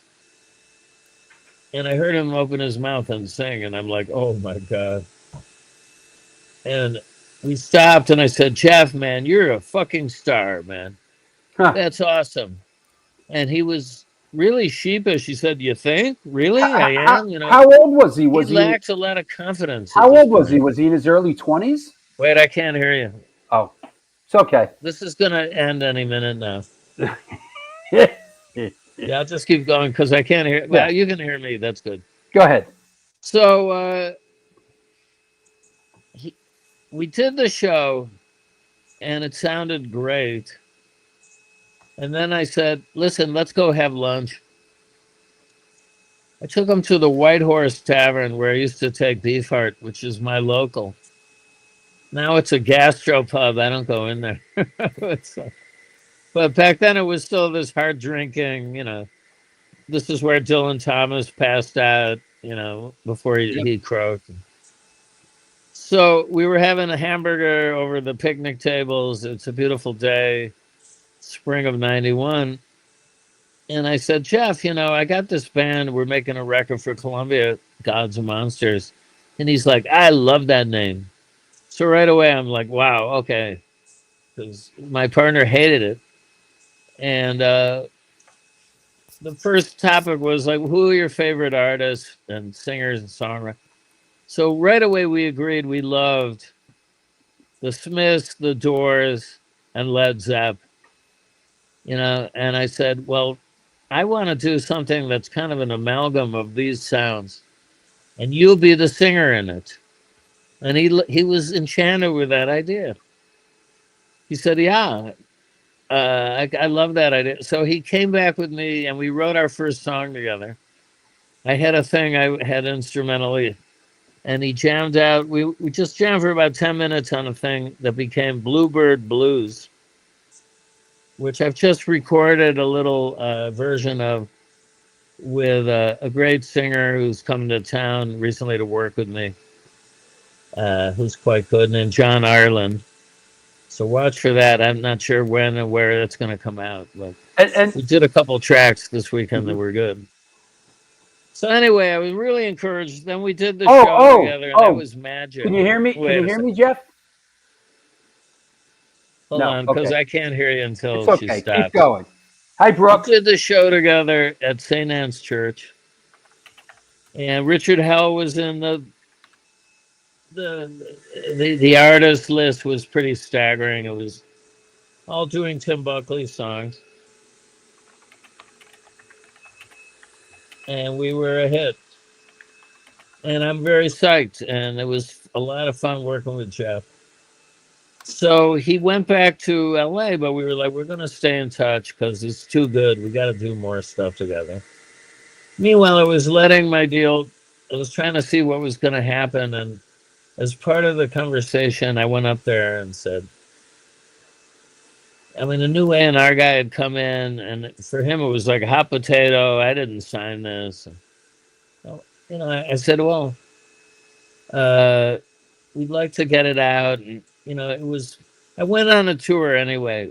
Knitting Factory had a tour of Europe with a band called Chunk and James Blood Ulmer and Thomas Chapin Trio. We toured in like 6 countries in 20 days, and it was great.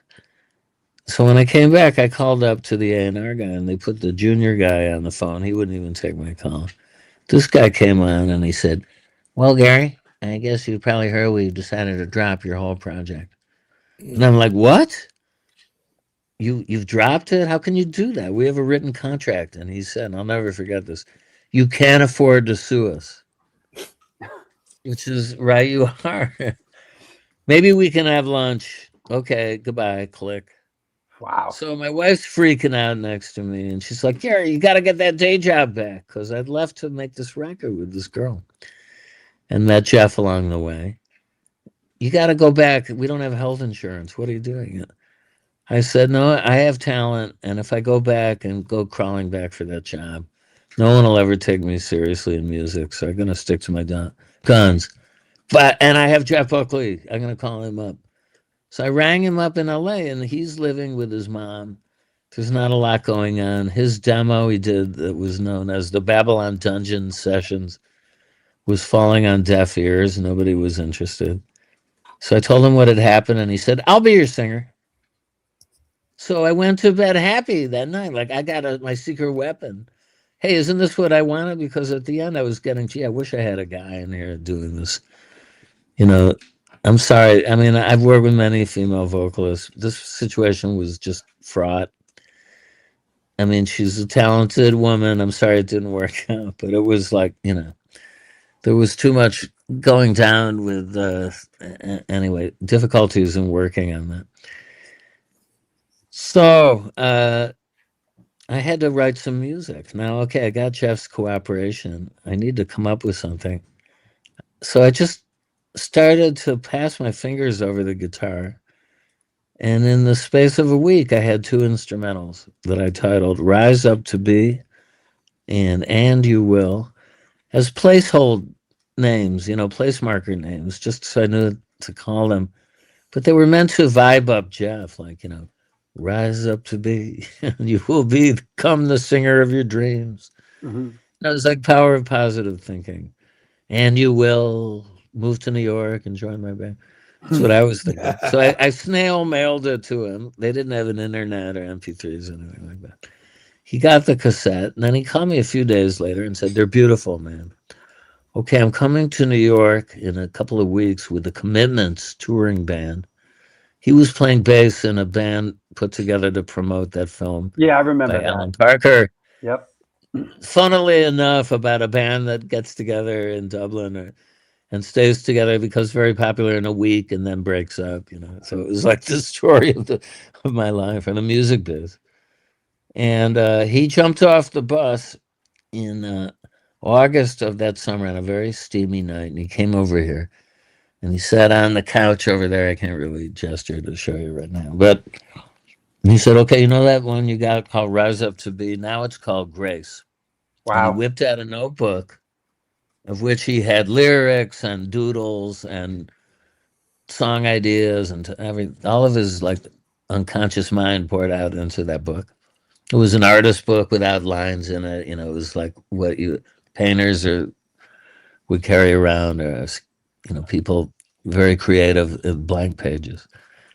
He said, "Okay, start." So I have a tape in my collection somewhere, and I'm playing down the riffs, and he jumps in. There's a moon asking to stay, and it was essentially what became Grace. The only modification he made is he said, this section from here to here, I think you should repeat this. Let's do it twice because I have more lyrics to put in here. So, and then we worked on what became Mojo Pen, And You Will.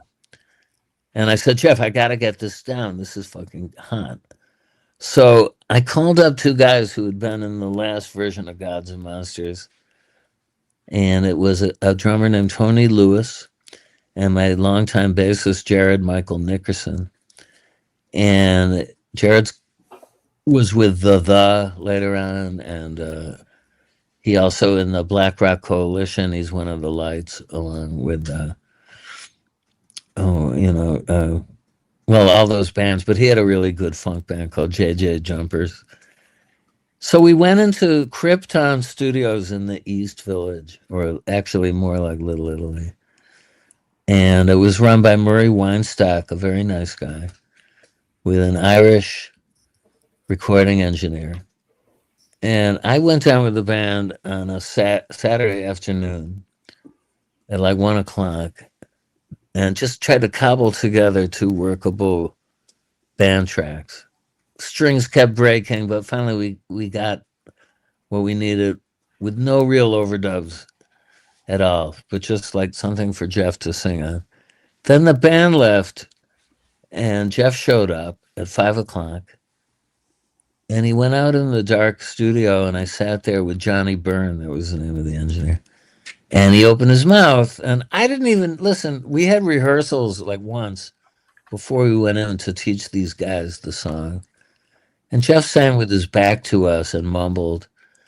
And I was just like, he knows what he's got to do. I'm just taking the leap of faith here. I know he'll rise to the occasion. So that's sometimes you get the best results that way. So Caroline, I owe $30 if you can cover this. All right, Jen. Anyway, I'll have to pay her next week. I'm sorry. I have to finish this. So this is life goes on here in the big city. The upshot of it was, he sang his ass off, and I'm in ecstasy. I'm like, oh my God, I never thought it was going to be so great. I knew he could do it, but like suddenly these songs came alive. He like lit the lights, and he came in, and again, he said, was I any good? And I said, yeah, you were phenomenal, man. That was so great. Listen, so I'm going to get them run off on DAT. I had a DAT player. That was what we used as a storage medium, was DAT in those days. And I walked out of the Krypton Studios. I felt like I had the atom bomb in my pocket. Wow. I swear to God, I was like, this is going to shake the world. This stuff is so powerful. It's fresh. I came home and played it for my wife, and she was like, wow. I know that when we were finishing the section, Kenwood Denard, who's a very good jazz drummer, came in, and he heard the playbacks as they were dumping the tracks, rough mixes onto the DAT for me. And he had a look on his face like, what the hell is that? So both of those, I mean, the Grace demo is on my album, The Essential Gary Lucas, and also Songs to No One. Yep. But I've put Mojo Pin, the demo from that session, up on my SoundCloud page. So those interested parties can hear it there, because I didn't feel like sitting on it any longer, and I wanted to share it to the world. But if you hear the fully realized versions on Jeff's Grace album, you'll see that they were pretty much intact at these sessions, you know. The major difference is maybe a slight tempo change, and he reharmonized a chord here and there, and he added strings, courtesy of Carl Berger, to Grace. And that's a wonderful album. I'm very proud to have been on that album. I played on it, and I'm credited fully as the co-writer. I mean, the music were my instrumentals, essentially. That was the foundations for those songs. And I'm got a credit from Jeff for magical guitarness. Yeah. I guess special thanks, which is nice. I guess hearing you speak about him, I want to say, like, were you? I mean, that record was a monster. It sold millions of records. I feel like saying, were you surprised? But I guess in a certain regard, well, you couldn't have been, right? He was an incredible. No, I knew how good he was. Listen, I was banging the drum for Jeff. Some people have said I discovered him in New York. It's not strictly true. I think his talent would have, you know, won out, but I nurtured him. That's the way I always saw it, Gary. Yeah. and he wanted to work with me, which was a high for me. It was like a guy familiar with my guitar work, and respectful. And I can tell you, the first time I got him over here, I passed my guitar to him, and he's like, "No, you play it, You know, it was later on. He wanted to, like, you know, he loved having that guitar on his neck in the live thing, and I encouraged him to do it. But mostly, all of the live stuff will show you. He was really good as a lead singer, but he was a very accomplished guitarist. You know, I wouldn't take that away from him by any means. I think he was great. Joel, do you have anything? I loved the association, and to this day, like I'll do Rise Up to Be and talk about Jeff. I've played in pretty much every show. I'll do it in Japan. Yeah. And all the effects going at the end and loops and everything. It's always my tribute to Jeff.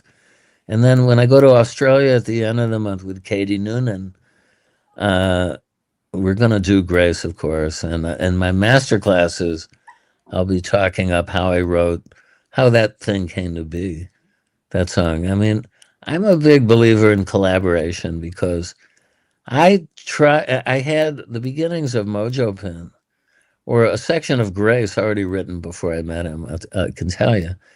And I thought to try and fit lyrics to it, and I was clueless. But when Jeff came along, he instantly knew, like, what needed, you know, he had perfect melody line as a top line counterpoint and great lyrics. And I never questioned the lyrics. I mean, you know, they're controversial to this day because, like, at one point I said, Jeff, what's a Mojo Pin? And he mimed shooting up, you know, he's like injecting himself. And I said to myself, oh, God, he's putting a drug lyric on my music. But I'm not a censor. I never, like, contradicted it. It's like, and so it's ambiguous. But that was one, you know, interpretation. But also, coincidentally, there's that line, my white horses flow. That could have been a reference to meeting at the White Horse Tavern, you know. Right. I took him to the White Horse to ask him to be in my band. I don't know. There's Joel, a lot of things. do you have anything? You know, when you look back at stuff in retrospect. Gary, can you hear me? Like, yeah, I can hear you. Sorry. Joel, do you have anything? I have a couple of things. Can you hear me? I can't hear you, Joel. Okay. My apologies for no, it's not coming through. Oh, you don't hear Maybe Joel? Drew, you can. Yeah. I can't hear him. Yeah, go ahead, Why don't Joel. you tell me what he said? I will. What do you got, Joel? Number one, plug Gary's book about Jeff. It's called Touched by Grace. Number one, plug Gary's book about Jeff, Touched by Grace. Let me go get it. I'll bring it in here. What is it? All right. What's number two? I'll make it a very short version of my very long question. All right. Well, wait till we get through the book thing, which is probably 15 minutes. Oh man. All right. Wait a second. Here we go. Yeah. All right. Wow. There you go. Oh, well, it's the mirror image, but you get the idea. Yeah. I wrote this book. It's like about 12 years old now, but it puts down everything I could remember from the period as best I could recall it. And I think it's a good read. It got like 4 stars in Mojo when it came out. It's still in print. And you can get it autographed on my website at GaryLucas.com. Right on. And if you're interested in Jeff and the early days, it's all in there. Cool. And All what right, was Joel. the second thing? Joel, what's part 2? Hold on, let me. It's filtering through me. What's part 2, Joel? Ask him, because Jeff has been gone for a long time, and there's a lot of myth building about Jeff. If there's anything that Gary feels people get wrong about Jeff or overlook about him. Oh, good one. Since Jeff has been gone for so long, and there's been so much myth building about Jeff, is there anything, Gary, that you feel that people have just really gotten wrong about him, or anything that? Well, I think that, look, I don't want to. I wouldn't denigrate his talent at all.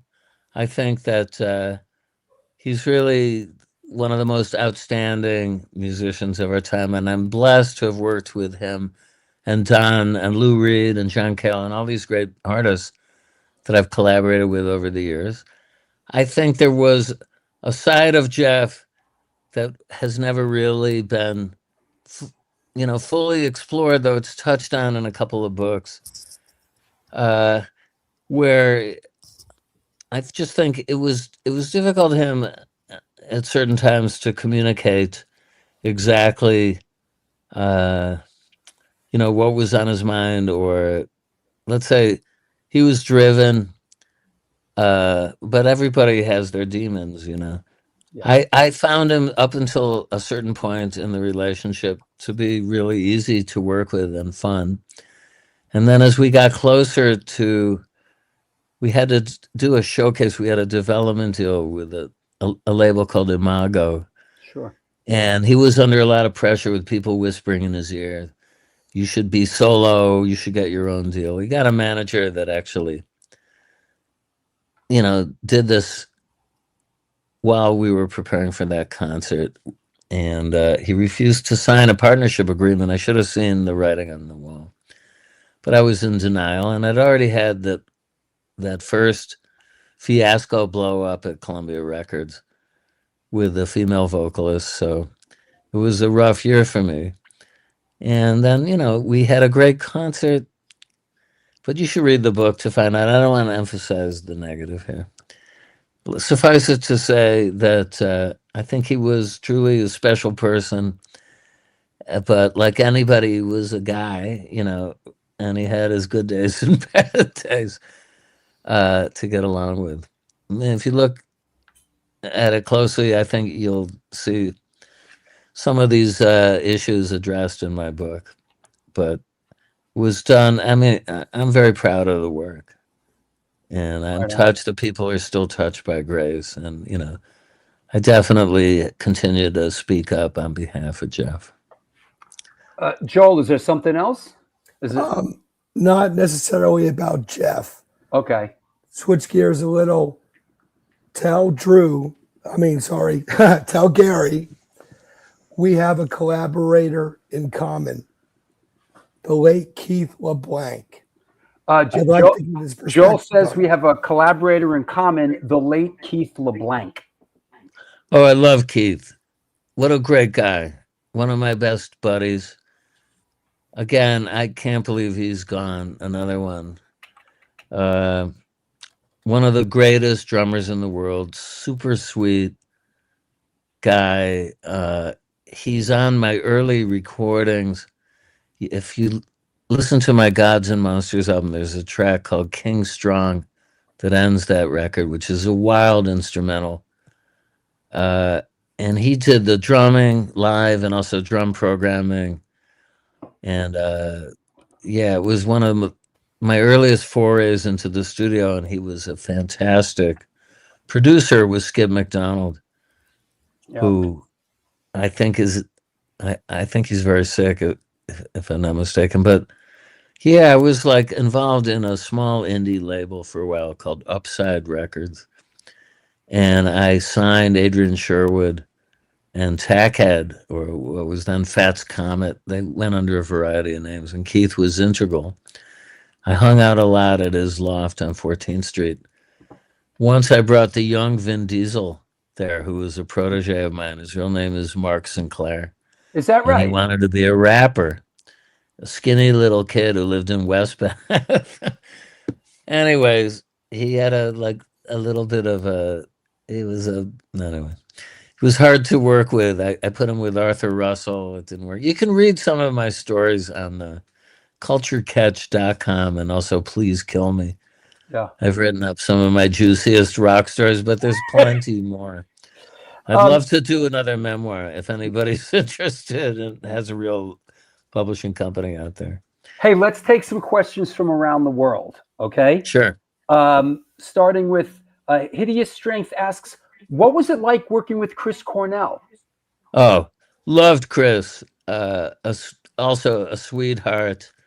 Someone being driven with demons that I didn't really see. I was shocked at the way he went out. I didn't see that coming at all. I met him at the memorial service for Jeff Buckley because Jeff loved Soundgarden, and he attended, and then later wrote a song for Jeff or about Jeff. So after making that connection, I was encouraged to reach out to him by my publishers at the time, and it took a while, but then one day, I got a call from Steve Lillywhite, who was producing his record Carry On. And I love Steve's production going back to all the early days of the new wave. And we had a meeting, and so they flew me out to LA. And what was going to be one studio day, the end of the day, he said, Gary, I loved it. Can you stay all week? So I wound up doing, I think I'm on 8 tracks of that record. Wow. And if you want to hear some of my best shred guitar, listen to his cover of Billie Jean, the studio version on that record. Because I do a solo. I don't even know how I did it, but he was just sitting there with his jaw dropped, and it was a lot of fun. And I regret he had me as a guest when he did Music Cares. He was a recipient one year at the Pantasia's Theater in LA. And so he encouraged me to play steel guitar. I played solo. I never did sit in with his band, though. I really wanted to at that point. But I can tell you, John Frusciante was there, and he was sitting in front of me also, watching me playing my fingers. So I think it's nice that I get some recognition from musicians. Our friend and supporter, who I'm going to see on Saturday at the Chiller Theater Convention in Parsippany, Brooke Smith, actress, says, "Hi, Gary. I was living with Jeff Buckley in New York City in 1991, and he always spoke very highly of you." That's so great. That's good to know. I mean, it's just sad. I expected to be doing more with him. I can tell you, he invited me on stage.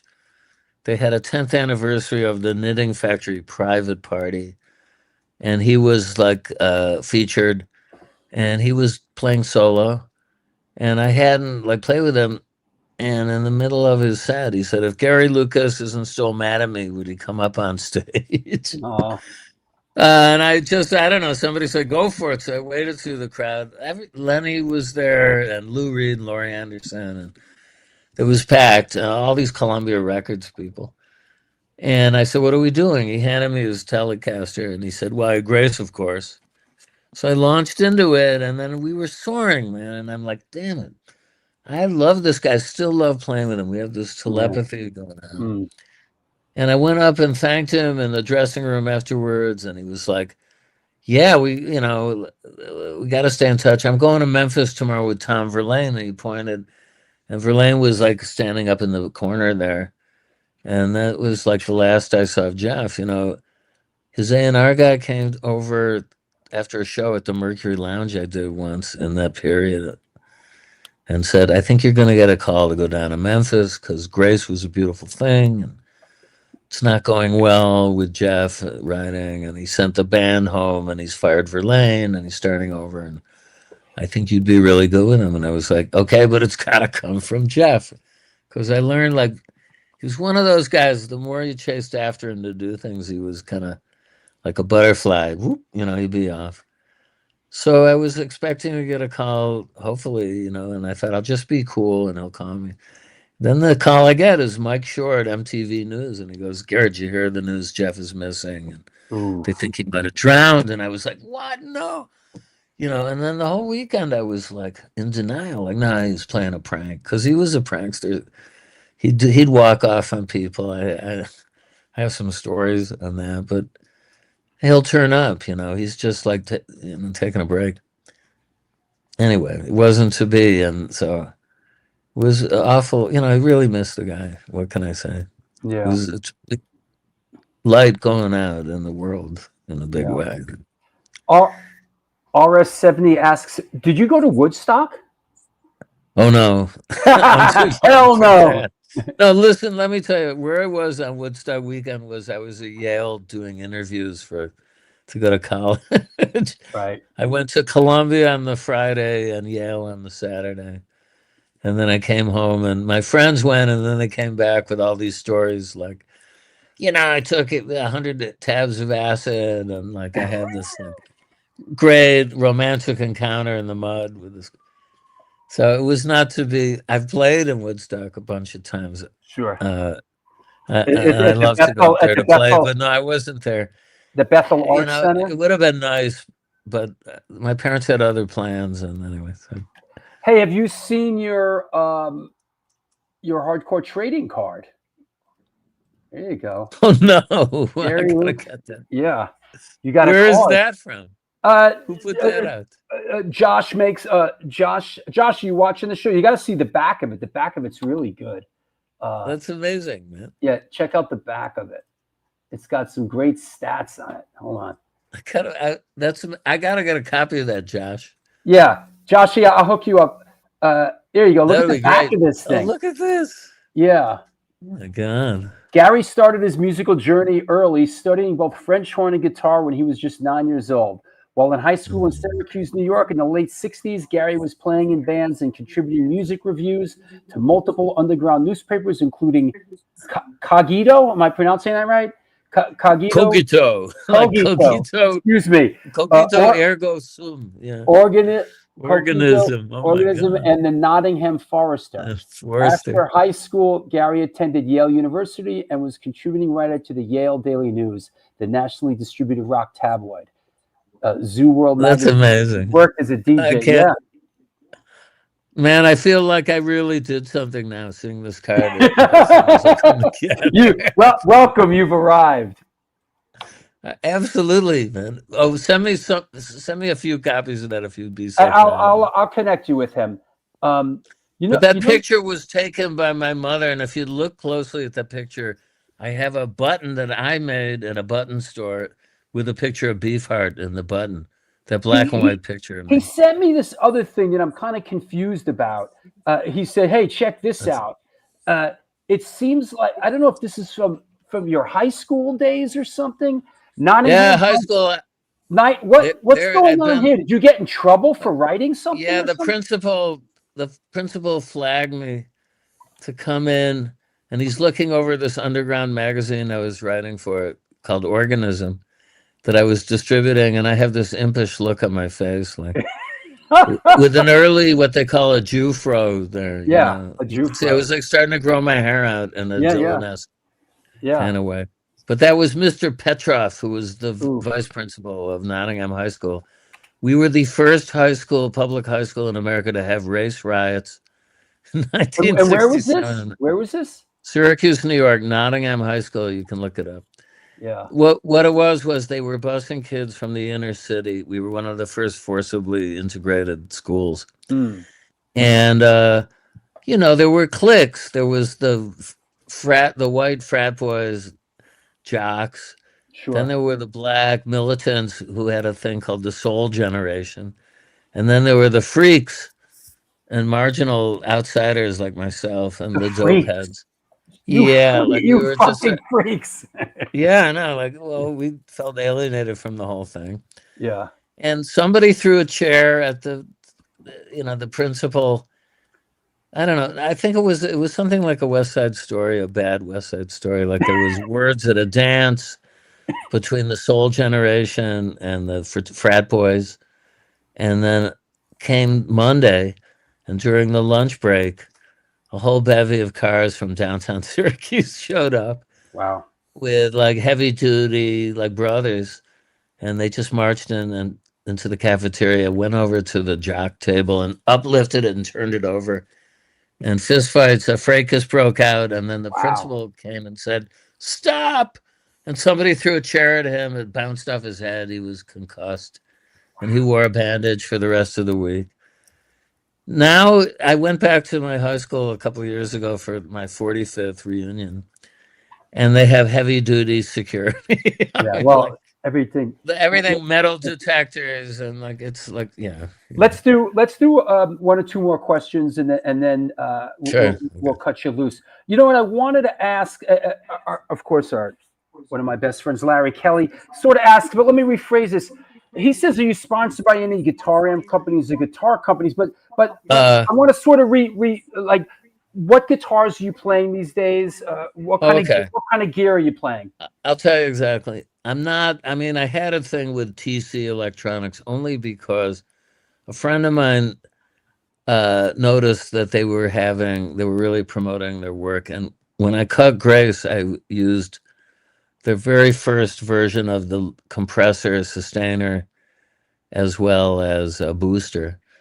And so I contacted them, and they were sending me free pedals for a while. But then that ended, and they didn't want to do it.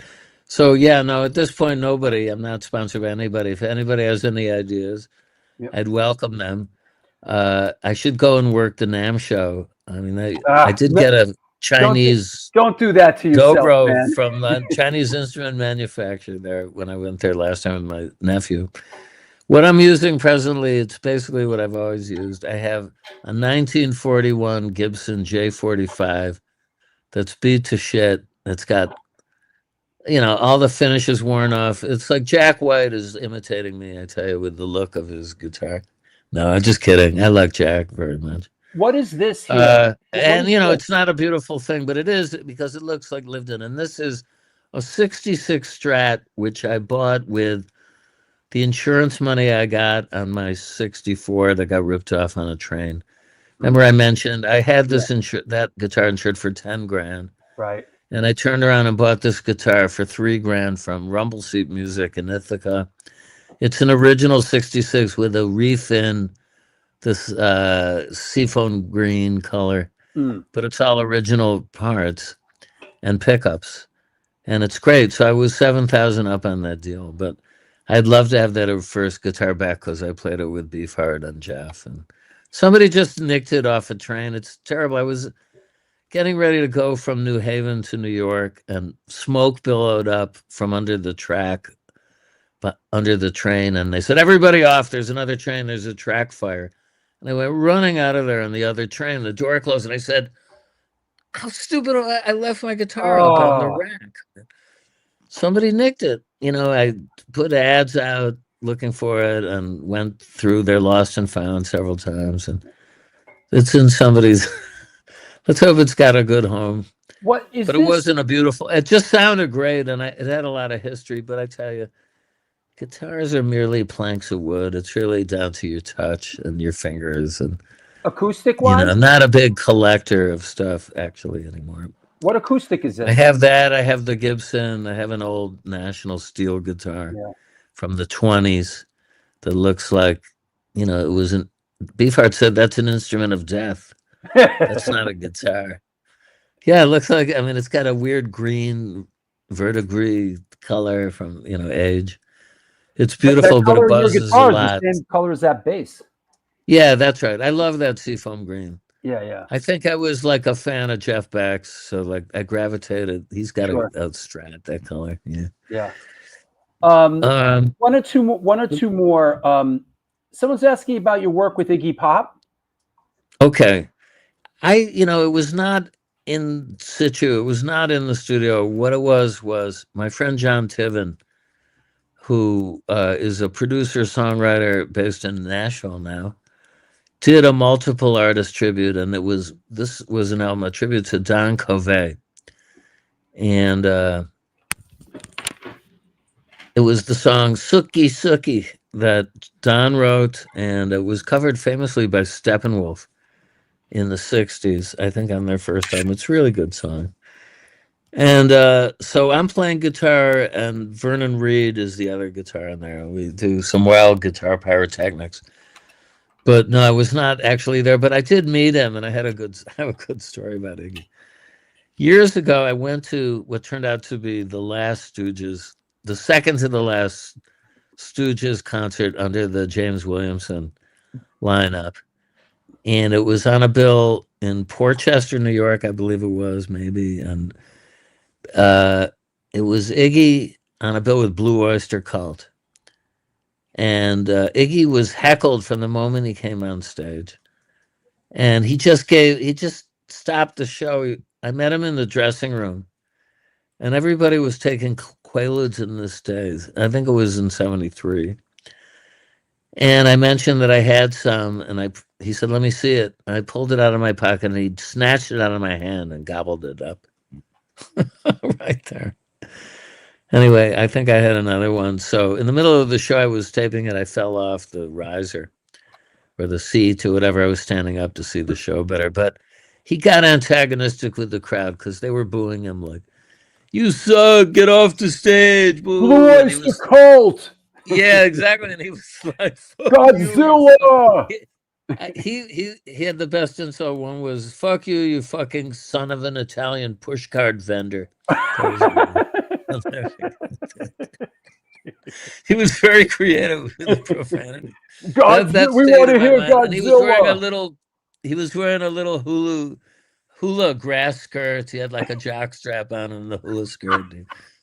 And James was like, in this like leather suit with a hole cut out in his stomach. And I love that Raw Power album, but this was hard to. The show got no flow because every 30 seconds, booing would start, and they'd throw stuff at the stage, and he'd just stand up and like yell back at the crowd and bait them. Shit. So it was like a theater of cruelty, but he didn't back down. I love that. I love that. It was a theater of cruelty. It was like just like I fucking love that. I got to write that down. He was like a gladiator, though. He took it. He just like stood up there and he gave back. It was a theater of cruelty. Yeah. Yeah. You couldn't tell if it was staged or not. Like Beefheart too. I saw him get heckled a few times, and he'd be really like, he had some good one-liner put downs, And then he'd always like yell. He complained. He loved to go on stage and he'd go, "Turn off those urine-colored lights." Like, and then have fights with the sound man. There was this little guy who was like our sound guy. Hey, Phil. What was I his got name? one. Easy Cheap. Sorry. I got one for you, personally. I really love the work you do with Nona Hendrix.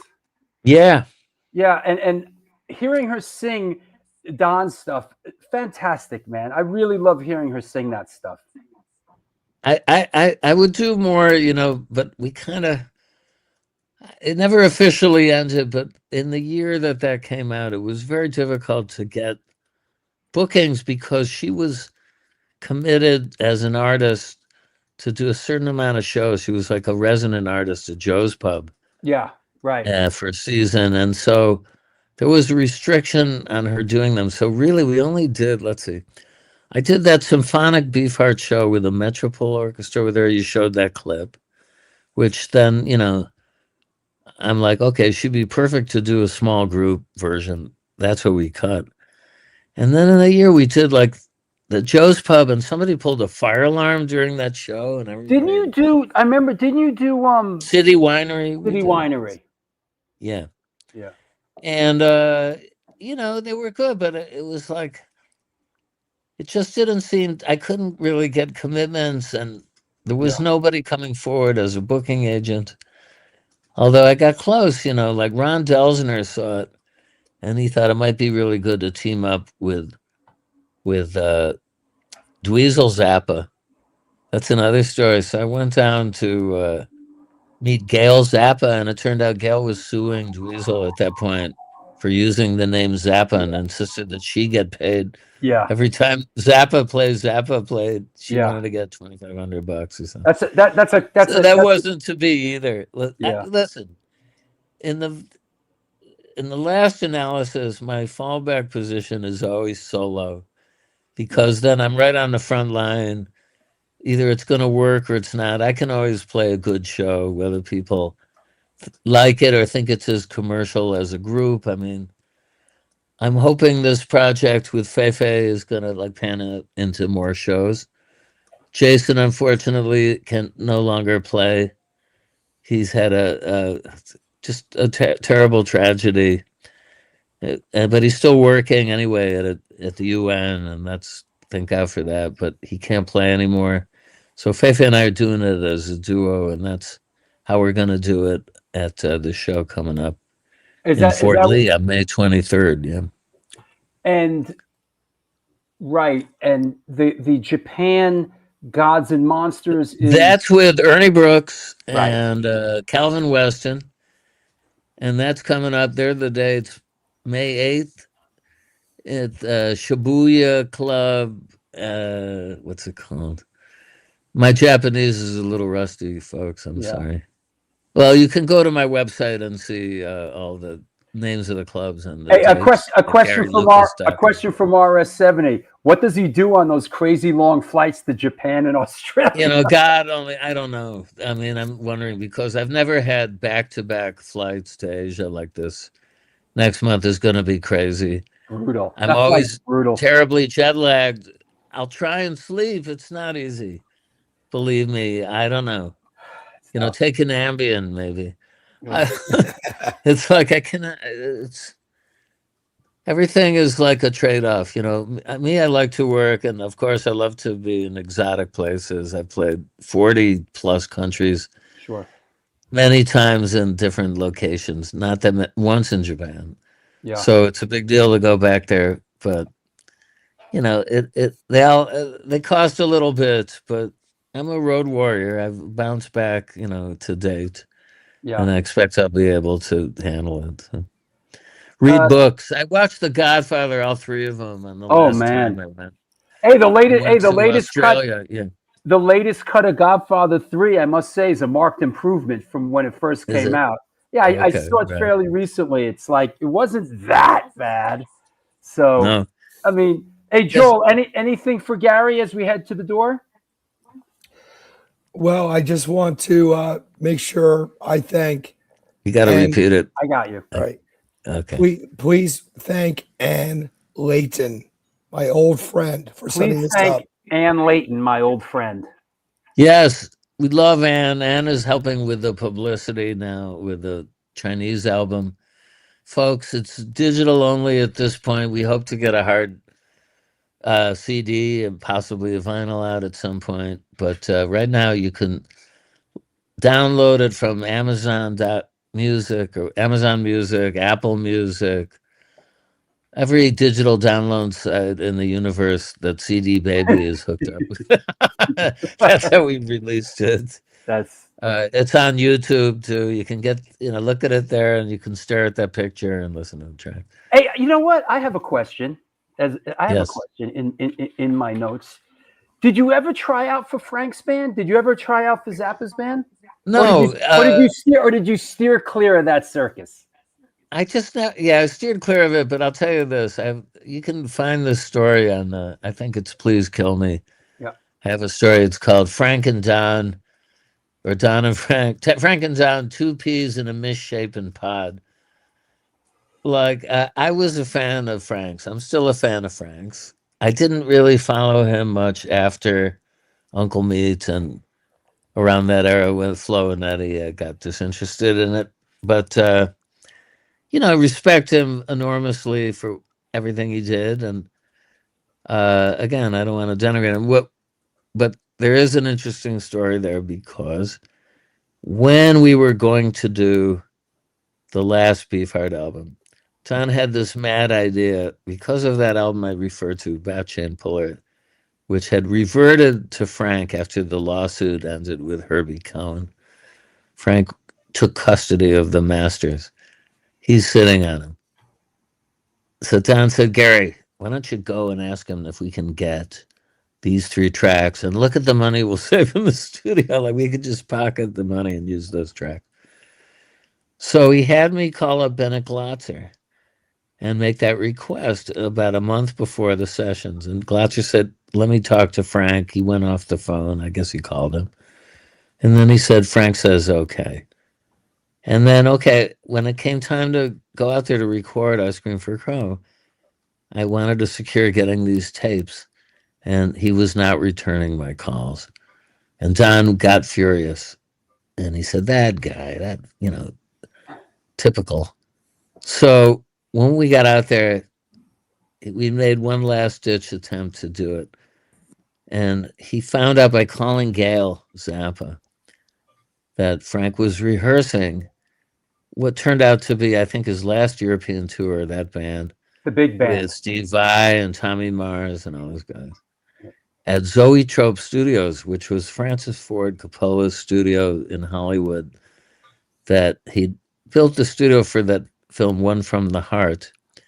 And at this point, he was renting it out to rock bands to rehearse at, to monetize it. So Don said, let's go confront him. So we drove down there in Don's Volvo. We walk in on this rehearsal. And Frank, out of the corner of his eye, saw Don and me walk in. And I swear he jumped a few inches. Like, he was surprised. I don't think Gail had alerted him. And in the audience were a lot of ex-mothers and, some Beefheart people too. And Don said, let's go in the back. So he pulled this whole crowd of people away from watching Frank's rehearsal. And we clustered in the back. And then Don was like really very rude. He kept going, really lame, Frank. He'd be yelling out, from the back. And I don't know if Frank heard him, but, he was entertaining the troops back there with me. So then Frank ended the rehearsal and said, okay, I'll see you guys at the airport at LAX tomorrow at 12:15. And he was getting ready to leave, and we approached the stage. And like Don said from the pit, hey, Frank, you know what we want. And he whirled on him and he went, no, Don, what do you want? And so Don turned to me very suavely and he went, Gary. Like, okay, you have to be the manager here. So I said, look, Frank, man, we are out here making this record, and it was predicated on getting these 3 tracks from that album. And your manager promised that you said it was okay, and now he's not returning my calls. And why are you doing this? Why? And he looked at the floor. He wouldn't look me in the eye because it was busted. And then he said, yeah, that's right. But what kind of budget do you have out there? Because I don't really want to split up the sets. I thought about this, And so Don said, Frank, we don't have any budget. We have what it is. And anyway. So he said, I can give you a track that Don sings on called Do You Want a Pepsi? Something like that. But I don't really want to split up the set. I think it'll be worth more out there in Beefheart land if you put the whole thing in. And I was thinking to myself, man, that's so disrespectful of Beefheart land. So anyway, he said, I got to go. Okay, see you. Then he just walked off. So I was kind of like bummed out. I was dejected. We're walking out. And I said, man, he said, Gary, what's the matter? I said, Don, we didn't achieve our objective, He's not going to give up those tapes. And we got 15 minutes to fill. And he goes, listen, man, don't worry about that. But thank you. Thank you, man. He grabbed me with both hands. He shook my hand. I said, why are you thanking me? He said, because you made that guy squirm. Because he knew he was, and he's going to be thinking about that all the way through that tour, man. Thank you. That's the best thing any manager ever did for me. And so I said, all right, well, and that Shane Puller, it did come out in that. Finally, yeah, Gail put it out. Yeah, a couple years ago. Yeah. But Gail was also, it has no cover. It's got no artwork of Don's. Yeah. They just shoved it out there with no backstory, nothing. Yep.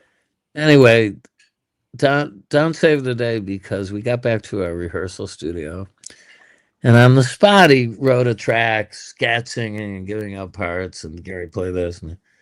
And so we had enough to fill the record. So, you know, he could pull it off, but he was being lazy before, I think. And then we did still use his spoken word track, 81 Poo Patch. He had a safety master and a 1/4-inch tape. We just took it off there. So if you notice on Ice Cream for Crow, when that track comes out, there's a tape hiss level that increases. I listened to it this morning, as a matter of fact.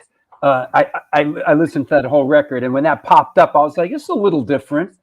Feels like it was sort of inserted in there a little different. It was inserted in there because he was like, I did it great on that album, and I'm putting it out again. And that's great track. It is really. His theory of like getting the tapes, and then we were going to save money that way. It was so harebrained anyway. But yeah, right.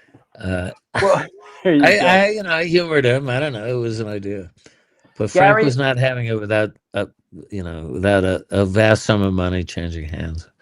Gary, I want to thank you for coming on the show. Yeah, thank you for having me. It was a great workout. Is there anybody you want to thank? Is there anybody you want to shout out?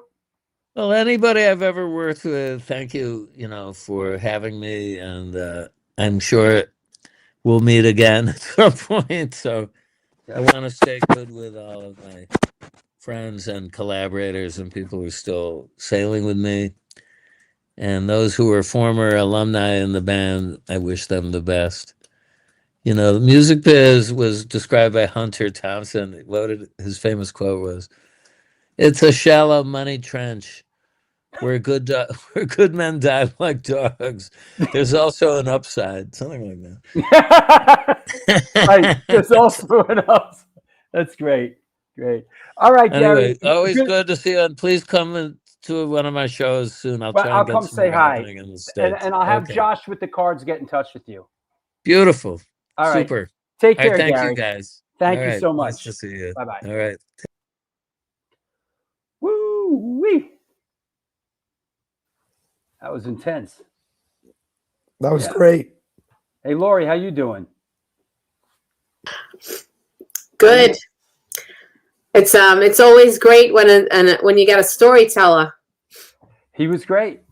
I mean, we could have done another 2 hours. Yeah. I mean, it was, and I was on the spot because Joel's voice is kind of shot, so I couldn't lean on Joel as much as I hoped to. Because the other day, I was like, Joel, I really need you on this one. And then he shows up last night. He's like, I can't talk, and I'm like, oh shit.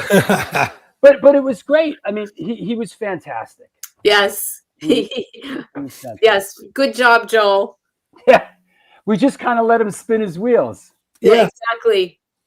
Hey, but Joel, that said, you're up next on with Curse, right? In a week.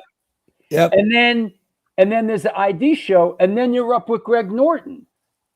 Yeah. And then Lori, you're up with Joey Vera. Yes. Yeah. Yes. And also that Punk Islands one. Oh, and the Punk. Yeah, you're gonna come yeah. on the Punk Island thing. Yeah. You are a special guest. Yeah. We both have to be in we have to be in better shape than today. Seriously. But it was great. I mean, we could have let him.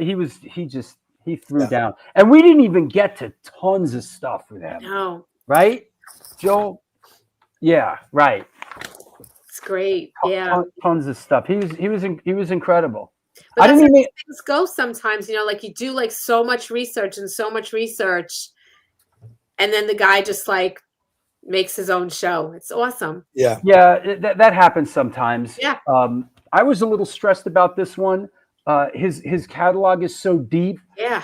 He has such a reputation as a real heavy in the biz, and I've seen other interviews with him, and I just wanted to come in really prepared, and I crammed. I did a lot of homework. I watched the Beefheart documentary this morning as well. That I've watched it a bunch of times, but I forwarded it to when he shows up, but the Jeff Buckley thing is something I didn't really know that much about.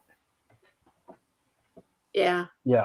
I'm a massive Jeff Buckley fan. Right. I mean, I could have done 3 hours with Gary just on that. Yeah. You know? I mean, Yeah. and again, there's a great book by Gary about Jeff Right. called Touched by Grace. I just wrapped it up. So if you're a fan of Jeff, fan of Gary, I think it's $10 on Kindle.